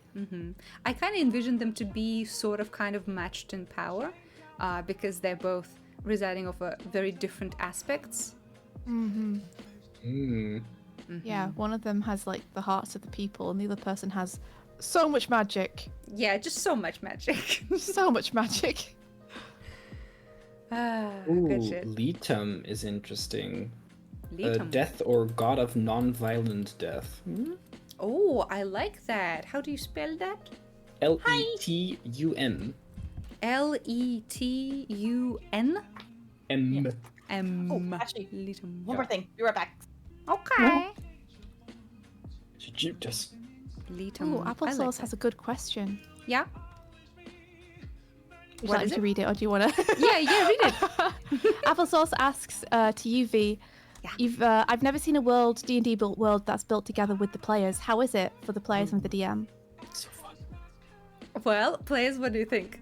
Oh, it's so fun. It's amazing. It's like love the best because it means you're super invested in everything even before you start playing. Yeah. And like obviously there's gonna be things that are added to it that we have no clue about, and there's gonna be secrets and everything. But the main like meat and bones of the world, it would be logical for people that live in it to know anyways. Mm-hmm. So it's very good. It makes it so that there's no like the DM has to talk about 20 minutes for the history of the world to be known to your character and to you, and you have to pay attention and shit.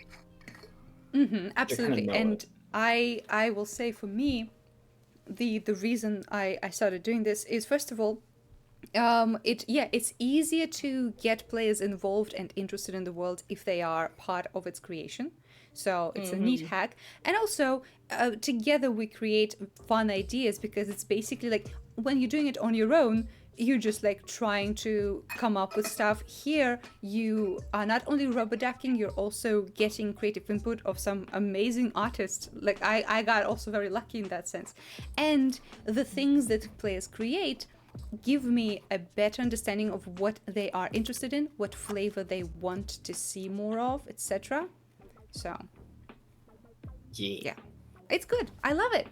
I would absolutely recommend this to people, because I saw like DMs let people homebrew their hometown, for example. But that's like very small scale. I like the idea of involving players on a much bigger scale, with religions, with political situations, all that sort of stuff. Yeah. All right. So, yes, are you back? I am back. Yes. Awesome. So here's what I proposed while you were gone. I'm scheming already. We're gonna be playing through this divorce in first person, taking over the roles of the Veiled Queen and the Thistle King, and our three beautiful friends here are taking the roles of the three human assets of the setting. So Lovely. we need to kind of come to a consensus on how we divide things, and also we need to kind of sway these three onto our side. So Artie is playing Litum, the dragonfly mortician. Snord will be playing Hype Man, the hunting dog. Do you have any thoughts on the name, by the way, guys, for this guy? Ooh.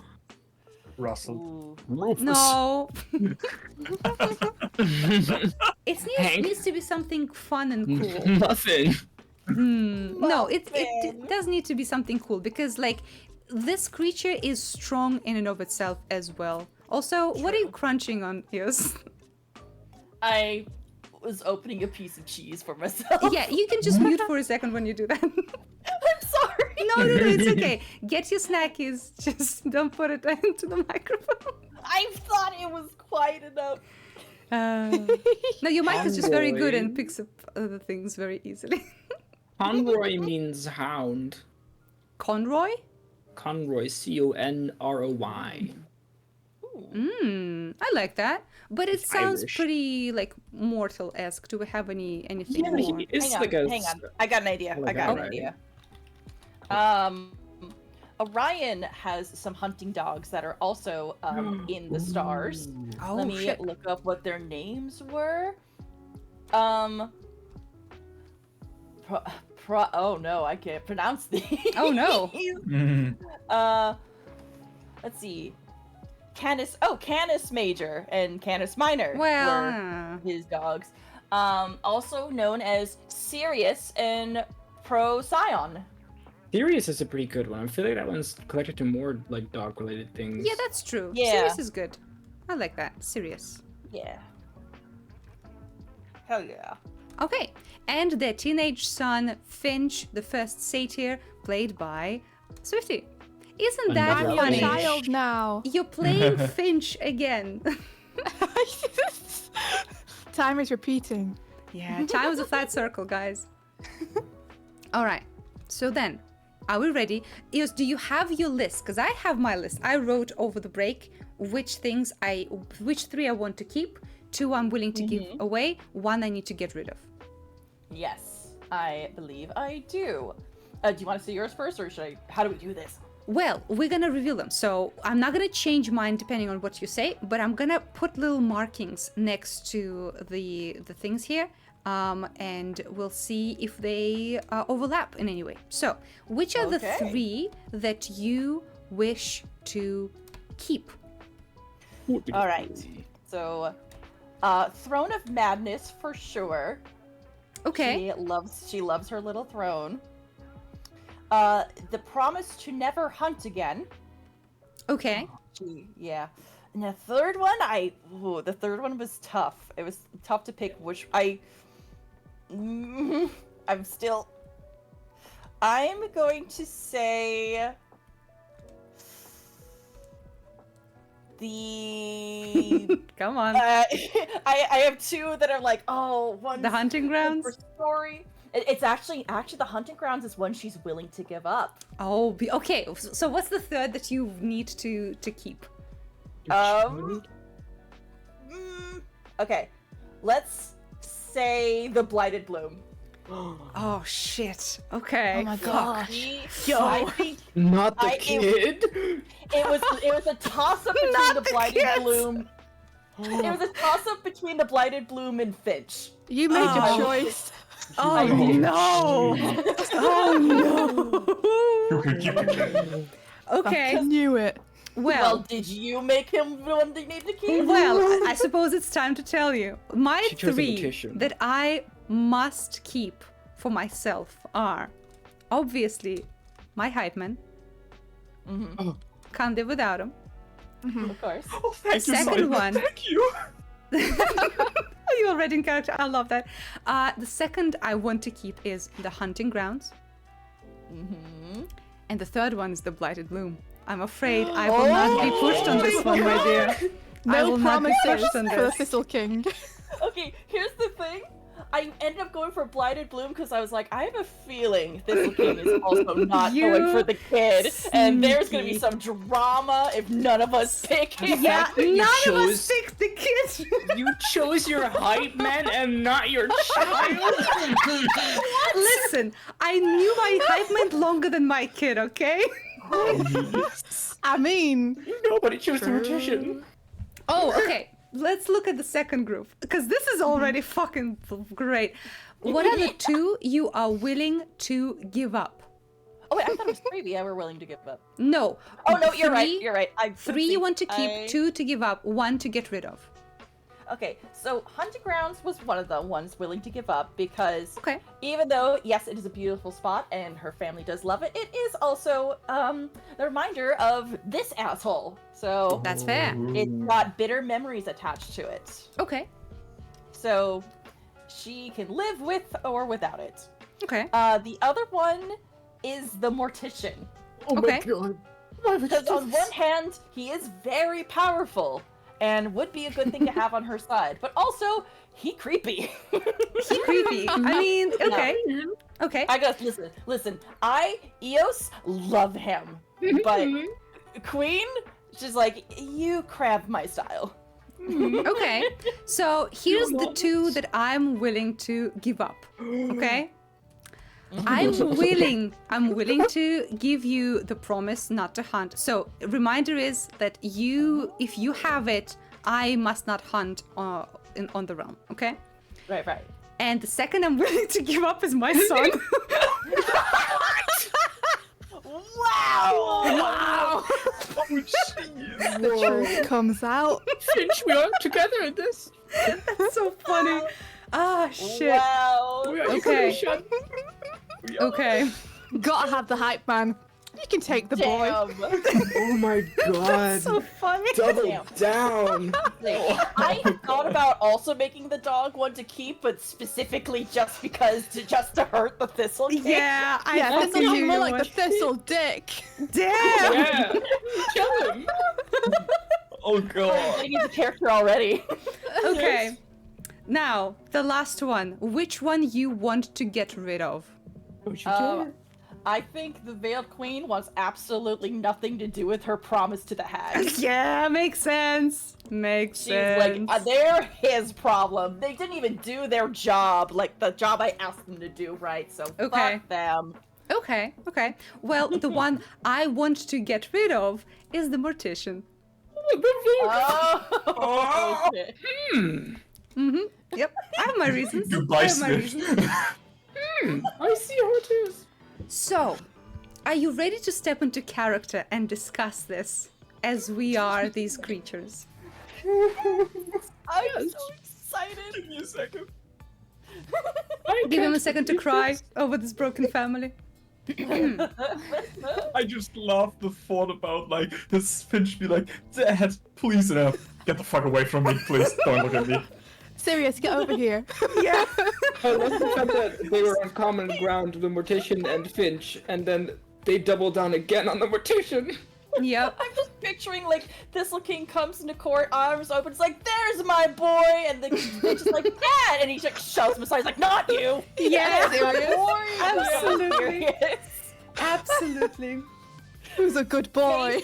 onto Fitch's his hand on Fitch's face, shoves him aside. Beelines Fuck, for the that's dog. so funny. Neither That's of them so wanted the funny. kid. That's the villain insane. arc. Well, listen. shit. At least I didn't say I was Okay. going to give him up. Let's keep that in character. Let's keep this in character, okay? Right. So, time to step into it. Yes. I think, as the person with most drive and the person who started all this situation, my dear, I should be the one to begin this negotiation. So, as the Thistle King, it is my job to keep the people fed and entertained during the lavish parties that I reside over. I think it is only fair that we start with the hunting grounds. For you, horrible reminder of the time that you basically tried to fool me into a relationship. For me, although a source of tumultuous emotions, still an important resource to keep my people fed. For you in your cold, lifeless realm of winter, it doesn't matter that much. For me, the abundance of summer fruits and vegetables is very important. So how about it? How about I take the hunting grounds? I imagine the entire time that Thistle King has been talking, I'm on the opposite side of him in a chair with a little wine glass, and I'm just kind of idly having my finger run across the rim of the glass. My eyes are just narrowing more and more as he talks. And of course, the glass is made of ice. It never melts. Oh yeah, absolutely. I like summoned it from my hand. Mm-hmm. And the table is very long, and in the middle of the 3 seats are taken by the mortician, the hyped, and the kid. With like 15 seats either side of them. Yeah. And the 2 parents on the either end. Mortician is weirdly sitting right next to Finch. Yep. So how about it? All right. I take a little sip of my wine, and I go, as much fun as it would be to ice over that entire little blight in our realm, it is also a reminder of the first time I saw your face. So, fine. Take it.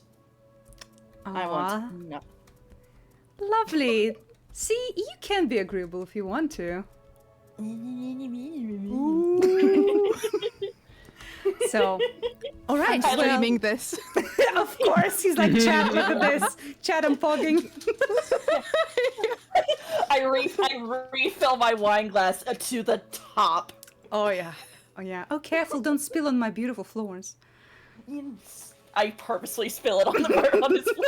Of course you do. Well, Like, oh, what was that? nothing. Since I got the first asset, as I should, what do you want? Let's see. I empty my glass again. I want you to keep your promise. You weren't able to keep your vows, so I understand that this is difficult for you. But I don't want you to ever hunt my brethren, my subjects. None of it. You are to keep that promise, even though our bond is broken. Even though you broke it. You will not break it. I broke it. Oh, the bond Yes, that was you fake to did. begin with? Created by hag magic? I see how it is. You loved me. Oh, starting this again. Yo, it's kicking off chat. Oh, please don't fight. Like and subscribe. Please, not in front of chat. Alright, fine. Fine. I'll keep my promise. I found a new passion anyway, which is entertaining our people rather than hunting. Oh, So- I know you found another passion, darling. You found many passions. Fine. I shall not hunt. Instead, I will utilize the hunting grounds for plentiful harvests. That is completely fine. However, I do notice a little bit of a conundrum between us, my dear, and that is, unfortunately, the blighted bloom. Now, here's the Yeah. thing. I understand that you are a harpy looking for power, as always, but this one I simply cannot give you. And here are some reasons for it, my dear. First of all, Oh, please do go on. how will it continue to grow in the realm of frozen ice? It needs abundance of rains and fertile soil, which I can provide freely. And the second, don't you think that the charm it exudes is somewhat akin to mine? I think you would have not a slightest clue what to do with a creature of such magnitude and pull. Eloquent argument as always. You must be very proud of that. Listen. Not my best work, I can do so much better, but it requires more inspiring audience, I think. Of course. Well, while my realm may not be as colorful as yours, it is also a season of planning. For those who do not plan ahead, will simply die. And this flower is too great for someone as flighty as you. The mortals revere this thing as a god. We shouldn't let it get too powerful, otherwise it could overpower us, or it could empower what's inside of it. Winter is also a season of perseverance and hardiness. Not everything dies in winter, darling. Some things bide their time and grow stronger. And I think a flower such as this could thrive in my realm. I see what you mean. It pains me to admit that you have some reason behind your words, but I still just simply cannot give it away. Here's what I suggest. You can freely take the throne of madness. I shall give this one to you, and you shall utilize it to see if the flower ever gets too mighty for me to keep in check. With that, you can be sure that it's not growing too much, and I can still utilize its power the best way that I can imagine. How about it? Oh, it's such a sacrifice for you, I'm sure. Mm-hmm. Giving you the throne. Of course it is. Of course. And it also would mean having to deal with you every once in a while, because, let's face it, can you sure you can be trusted with such a thing? Oh, I think I showed quite very clearly that among the two of us, I am the more trustworthy. I've never lied to my partner to have their favor. And I stand up and I am about to start to say words, but I guess due to the magic that keeps us from lying, my lips stay still. Mm-hmm. I was about to say the words, I never lied, but that's not entirely true. Can't do that. So, is that a deal? Fine. Take the Beautiful. stupid flower. I will tell that you said that. Anyways. Oh, Do seconds it, in I chat dare for you. Mom's dignity. Nice. Imagine the real just spilling bottle after bottle of bottle of their tongue. Oh yeah, that's absolute. She's definitely doing that with her glass. For Like, she sure. takes a sip, spills the rest. Just very wasteful with it. Mm-hmm. All right. Especially since I imagine he makes a ton of wine in his realm. That's true. So I started negotiation with the Blighted Bloom. It's only fair that you mention what you want next. Yes. I want you to take the promise of the hags. Absolutely not. Never happening. I want nothing to do with them. And let's face it, they want nothing to do with me. So it will be... This diplomatic immunity would be tumultuous at best. And we don't want any more trouble from them. I think we can both agree that we soundly learned a lesson from them. And I think we can also say they prefer you. So you believe that I'm stupid enough to believe that you giving it to me is the best solution when this was your pile of shit that you created, my dear.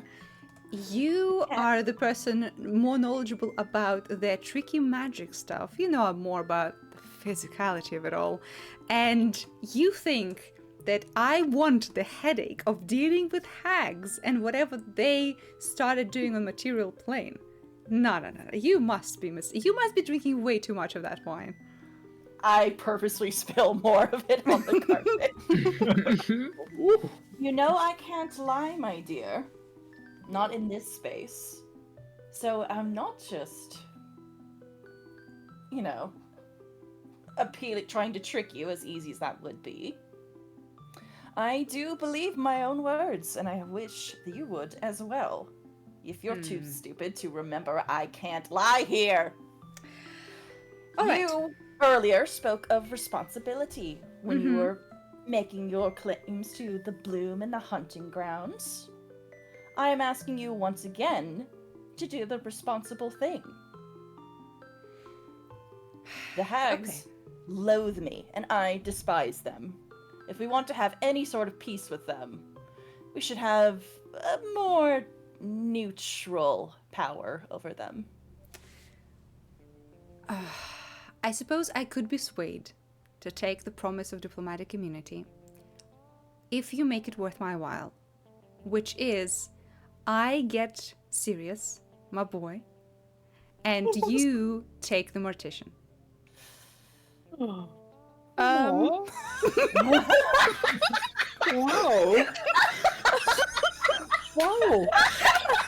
Oh my god, Who's next to him? Mom? What are you doing? Oh. Not the deal I thought you were going to make, my dear. But I'll take it. Assholes. Oh, gorgeous! Oh, I could never decide. I love the gnome so much. How can I decide? Well, here's the thing, my dear Sirius. Who knew you longest? Who raised you from a pup? Who petitioned to give you a humanoid body and ability to speak? Oh, Master Theta, I could never repay you for anything you've done for me. But on the other hand, all years, Mistress Wailed has been very good to me. Very Yes, good. I have. He's a good boy, isn't he? Of course he's a good boy, but he's my good boy, not yours. Oh, You both raised me as well. We'll get to you soon, darling. We will get to you. Give mommy and daddy some time to talk. Just mommy, daddy talking, dear. I gotta say, pretty surprised you just accepted me in your little court. Well, you weren't my first choice. I'll Oh, say that much. surprising. But you do good work, and I do think you are a bit of a fit for my realm. Winter is a season where things often die. She said doo-doo.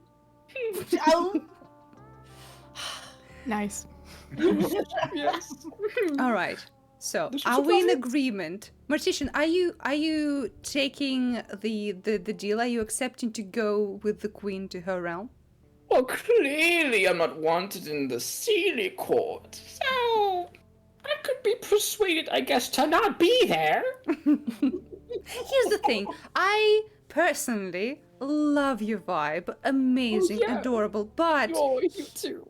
here's a little thing. Here's a little snag on this whole tapestry we're weaving.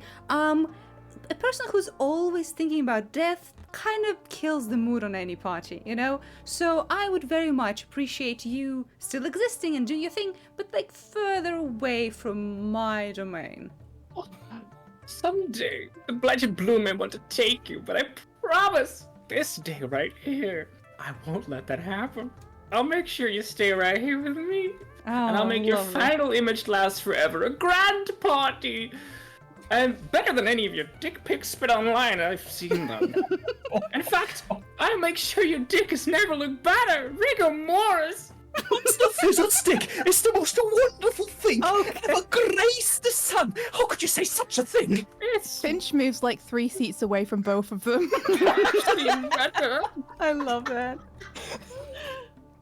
All right. All right, Well, my dear Sirius, could you come over and sit closer to your master? Oh, should I really leave Mistress Vale? Is this what both parties want? You will always be in my heart, Sirius, as a good boy. Oh, thank you. Okay. As it stated, I will stay with Master Thistles, as it should be. And so I just move over to him. Yeah, like sitting next to him, like he'll probably like pat Sirius's head, like here's a good boy. And you will take your promise for the Yes, house protection, yes, my I dear. will. I was Don't hoping you'd think I forget forgot. about it. Not on your life. All right, fine, I'll Maybe you're take dead? it. In your dreams. Fine. Well, I guess we have 2 things to worry about. Yes. The furbolgs. And our son. How could you forget about our son? I thought that goes without saying. Well, clearly, But that's you what you didn't. haven't, darling. Clearly. You haven't even considered our son in this whole negotiation. Nor have you. I have. I Picked the dog first Listen, over your listen. own child. only did that, my dear Finch. You should know. I only did that because I'm thinking of you and your feelings first. And here's my reasoning for this. I said that I'm willing to give Finch over to you because I'm proposing a balance. You get him most of the week. I get him holidays and weekends. Wow, I can truly feel the love for your own child here. Well, I'm the one that at least brought up. Finch, what do you want? Hey, Finch, I got more fairy dust over here. Yeah, Finch, do you want to spend your every weekend in a drab, cold, icy castle, or do you want to have fun in my court and then spend also some time with your mother? What if I want to hear you 2 argue about it a bit more? Oh, gladly, dear. Yes, fight more. Kill each other. See, Please I don't think you have forgotten, winter is where the holidays begin. So you think that we're drab? You think we're boring? No, not in the slightest. And our holidays are all about spending time together. So we know the importance of family. I, at some point, have scooted closer to Finch during all this, and now I have like my arms over his shoulders, like my dear boy, my baby. I have my hands there too. Yes. Dad? Well, I, unlike some, despise manipulation. I believe that someone as smart and grown up as Finch should absolutely decide for themselves. And I think my love and adoration for Asan is way too beautiful and gigantic for me to even put into words. So I'm not even sure what we're talking about here. Oh, don't act like you always take the high road. You hide so many things. Why do you think I spent so much time on my throne when I could have been spending time with my darling son? First of all, to see what you were up to, and I saw many things. You lying, spiteful. Here's the thing. I always take the high road because I'm most of the time high. But second of all, my dear, bold of you, wonderful guardian for our child, of course, clearly. bold of you to talk about lying, where this whole relationship is based on one gigantic lie. The hags that you were so easily and happily pointing off to me helped you create. I am proposing a balance of sort where our beautiful child can spend time with you and with me, but celebrations and holidays are spent with me. All of the other time, he's fully free to choose where to be, and if he chooses to be with you in that time, I will not stop him. So, Finch, what do you think? Finch wipes a tear. This is the most either of his parents have ever spoken about him. 8 years. Oh shit. Oh God. I'm going with Dad. Because fuck you, Dad. You want to give me up? I'm going to make your life hell. Oh shit. I did not expect that. I'm gonna follow the live streams. Let's see how good you look on camera when I'm exposing what really goes on behind the scenes on my Twitch channel. Oh no. Oh Jesus. I must admit. I mean, oh gods. Fine. You had me heartbroken for a second, darling, but now I look forward to your next stream, dear. Mum, I do not want all your focus on me once Dad is gone. So I'm going to live with Dad. Dad's gone. Honestly, big brain on Finch. Big brain on Finch. Damn. Fine. Well, as you can That was see, beautiful. my hands are full with responsibilities, with the blighted bloom, the promise to the hags, and our growing boy. I think you just must Fuck take you, the fur Dad. box. Yeah, see what I have to deal with now? You take the fur box, and you cannot tell me no on this one. I do see what you have to deal with, and it brings me joy. Have fun planning Fuck your you, parties. Mum. Love all this. Love you too, darling. Love So, you, Finch. fur box, you taking them, yes? No, I think you can have those too. No, I think you should I think it'd be reconsider. funny. I think it'd be here's- funny. Here's Can I what have is. I think Honestly, it'd be funny yes. if you suddenly had Magician- too much. Magician, I agree. You should take the fur box if you want. Lovely. And that means, since Mortician is your responsibility, the fur bugs are, by extension, yours as well. I could give them little wings. No wings. No wings for the fur bulks. No. 5 wings. No. No wings. No. 17. No wings. I we gave love him a Mr. glass of Furbolgs. wine in They were just an so effort cute. to make him stop. I'm very good at hiding things. Why does he sound like Caspian? Yeah. I don't know. It's never happened Accent. But furbolgs love nature. They love your realm. They love flowers and whatnot. And animal wings. No. Extra tails. Yeah. 4 eyes. So I just think it would be funny for you to try planning your little parties when you have furbolgs and all those hags running about. No. If I Yes, must yes, cast yes. my gaze towards the dreary, boring mortal plane to take all the attention of the hags, the rest of the mortal fairies out there, like furbolgs and all kinds of little facilities of Fey life that live there must go to you. It is only fair. Look at the list of the assets of responsibilities that we have. You must take one. And since the mortician is so happy to take this responsibility, you can delegate to him if you must. Oh, you must take them. All right, fine. Ooh. One Lovely. question, Thistle. Yes. Where will you supply your fairy dust from? You won't supply it. Well, I No. won't. I won't. I'm just questioning where he gets it from next. We all know he can't go without. Look at Here's the him. thing. I can give you that information if you take the promise of diplomatic immunity for hags. Me? No. No, Oh, nice give me try. No. No, Lipton. No. No. I love him. Just a little smidge. Yeah, no, you are keeping the hags.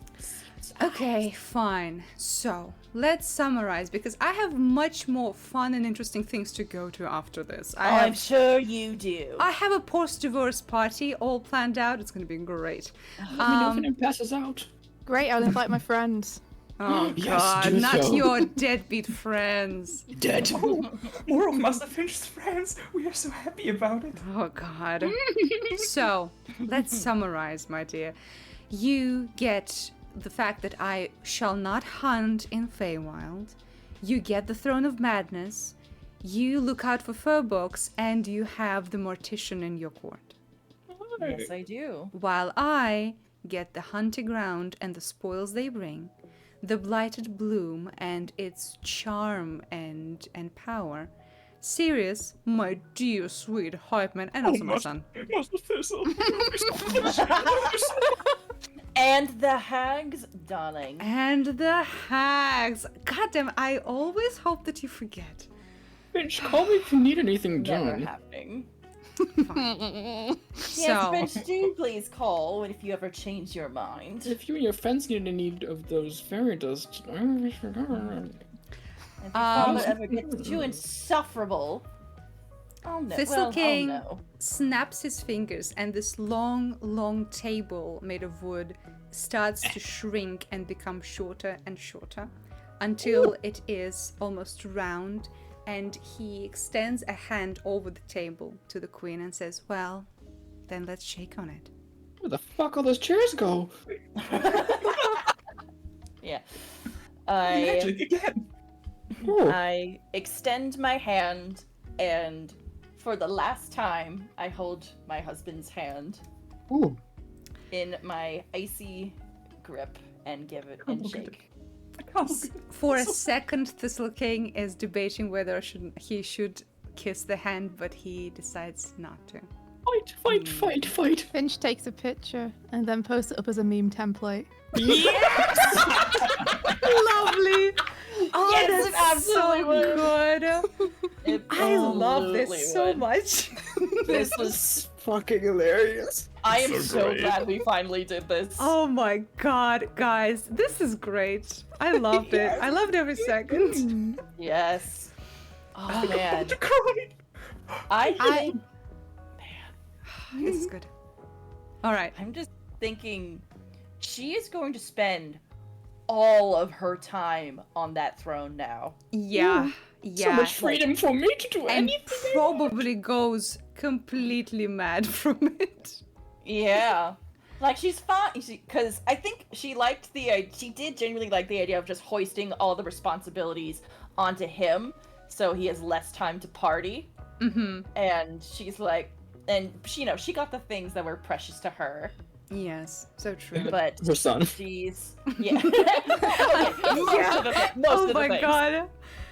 This is so. This was so fun. I'll probably edit it down a little and put it on YouTube at some point because it's so Yes. fucking Please. fun. Please do. Okay. Well, this was amazing, and I have so much lore to work with now for the campaign. I'm so Yes. excited. Yeah. Honestly, like hide it. the real fun was just coming up with the lore and the characters and the different assets together. Yes. Yeah. Yes. Absolutely. Amazing. Well, Yeah. I mean, like, of course, the actual RP was super fun So and fucking absolutely good. worth the wait. But Yeah. the whole process is fun, is what I was trying to say. Oh yeah, it was great. So This was awesome. once again, we based this whole thing on a game that you can buy on itch.io called A Court Divided, a game by Carlin Wednesday, which is such a metal name, by the way. I love it. Absolutely. It's in chat if you want it. And yeah, this was amazing. Thank you guys. Thank you, Rene, Artie, Nord, and Swifty for joining us. This was such a blast. Woo, yeah. Thank you, Master. Oh. Oh no, what have we done? Swifty, love your portrayal of the sun. So fucking funny. It's so good. Yeah, that's good. Yeah. That was the, I want to out. see you two fight over me a little more. Yeah. Yeah. That was good. That was good. Amazing. As soon Alright. as the Thistle King was like, I could lose my kid, I was like, okay, that's who he's going with. Amazing. Fuck See, you. the mom didn't even bring him up. Oh my god. I almost did. Almost. But you know. I love how one of them was get rid of Mortician, one of them was I don't want him, and then they were like, Yeah. sure, collateral. It's great. It's great. I was like, I can take him or leave him, I guess. All right.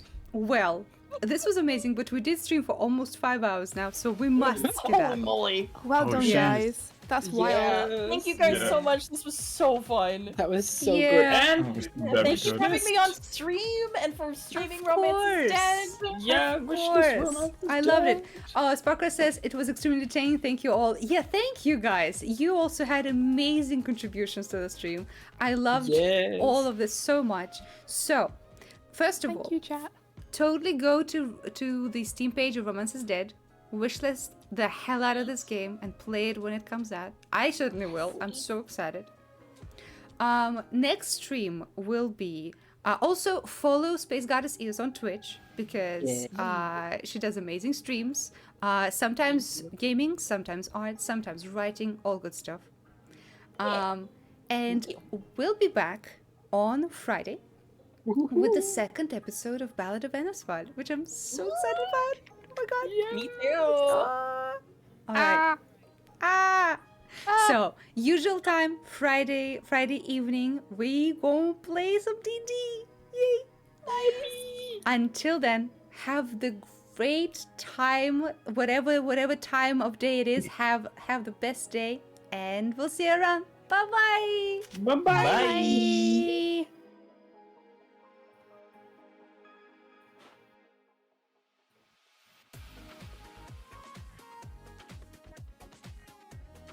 Woo! This was so much fun.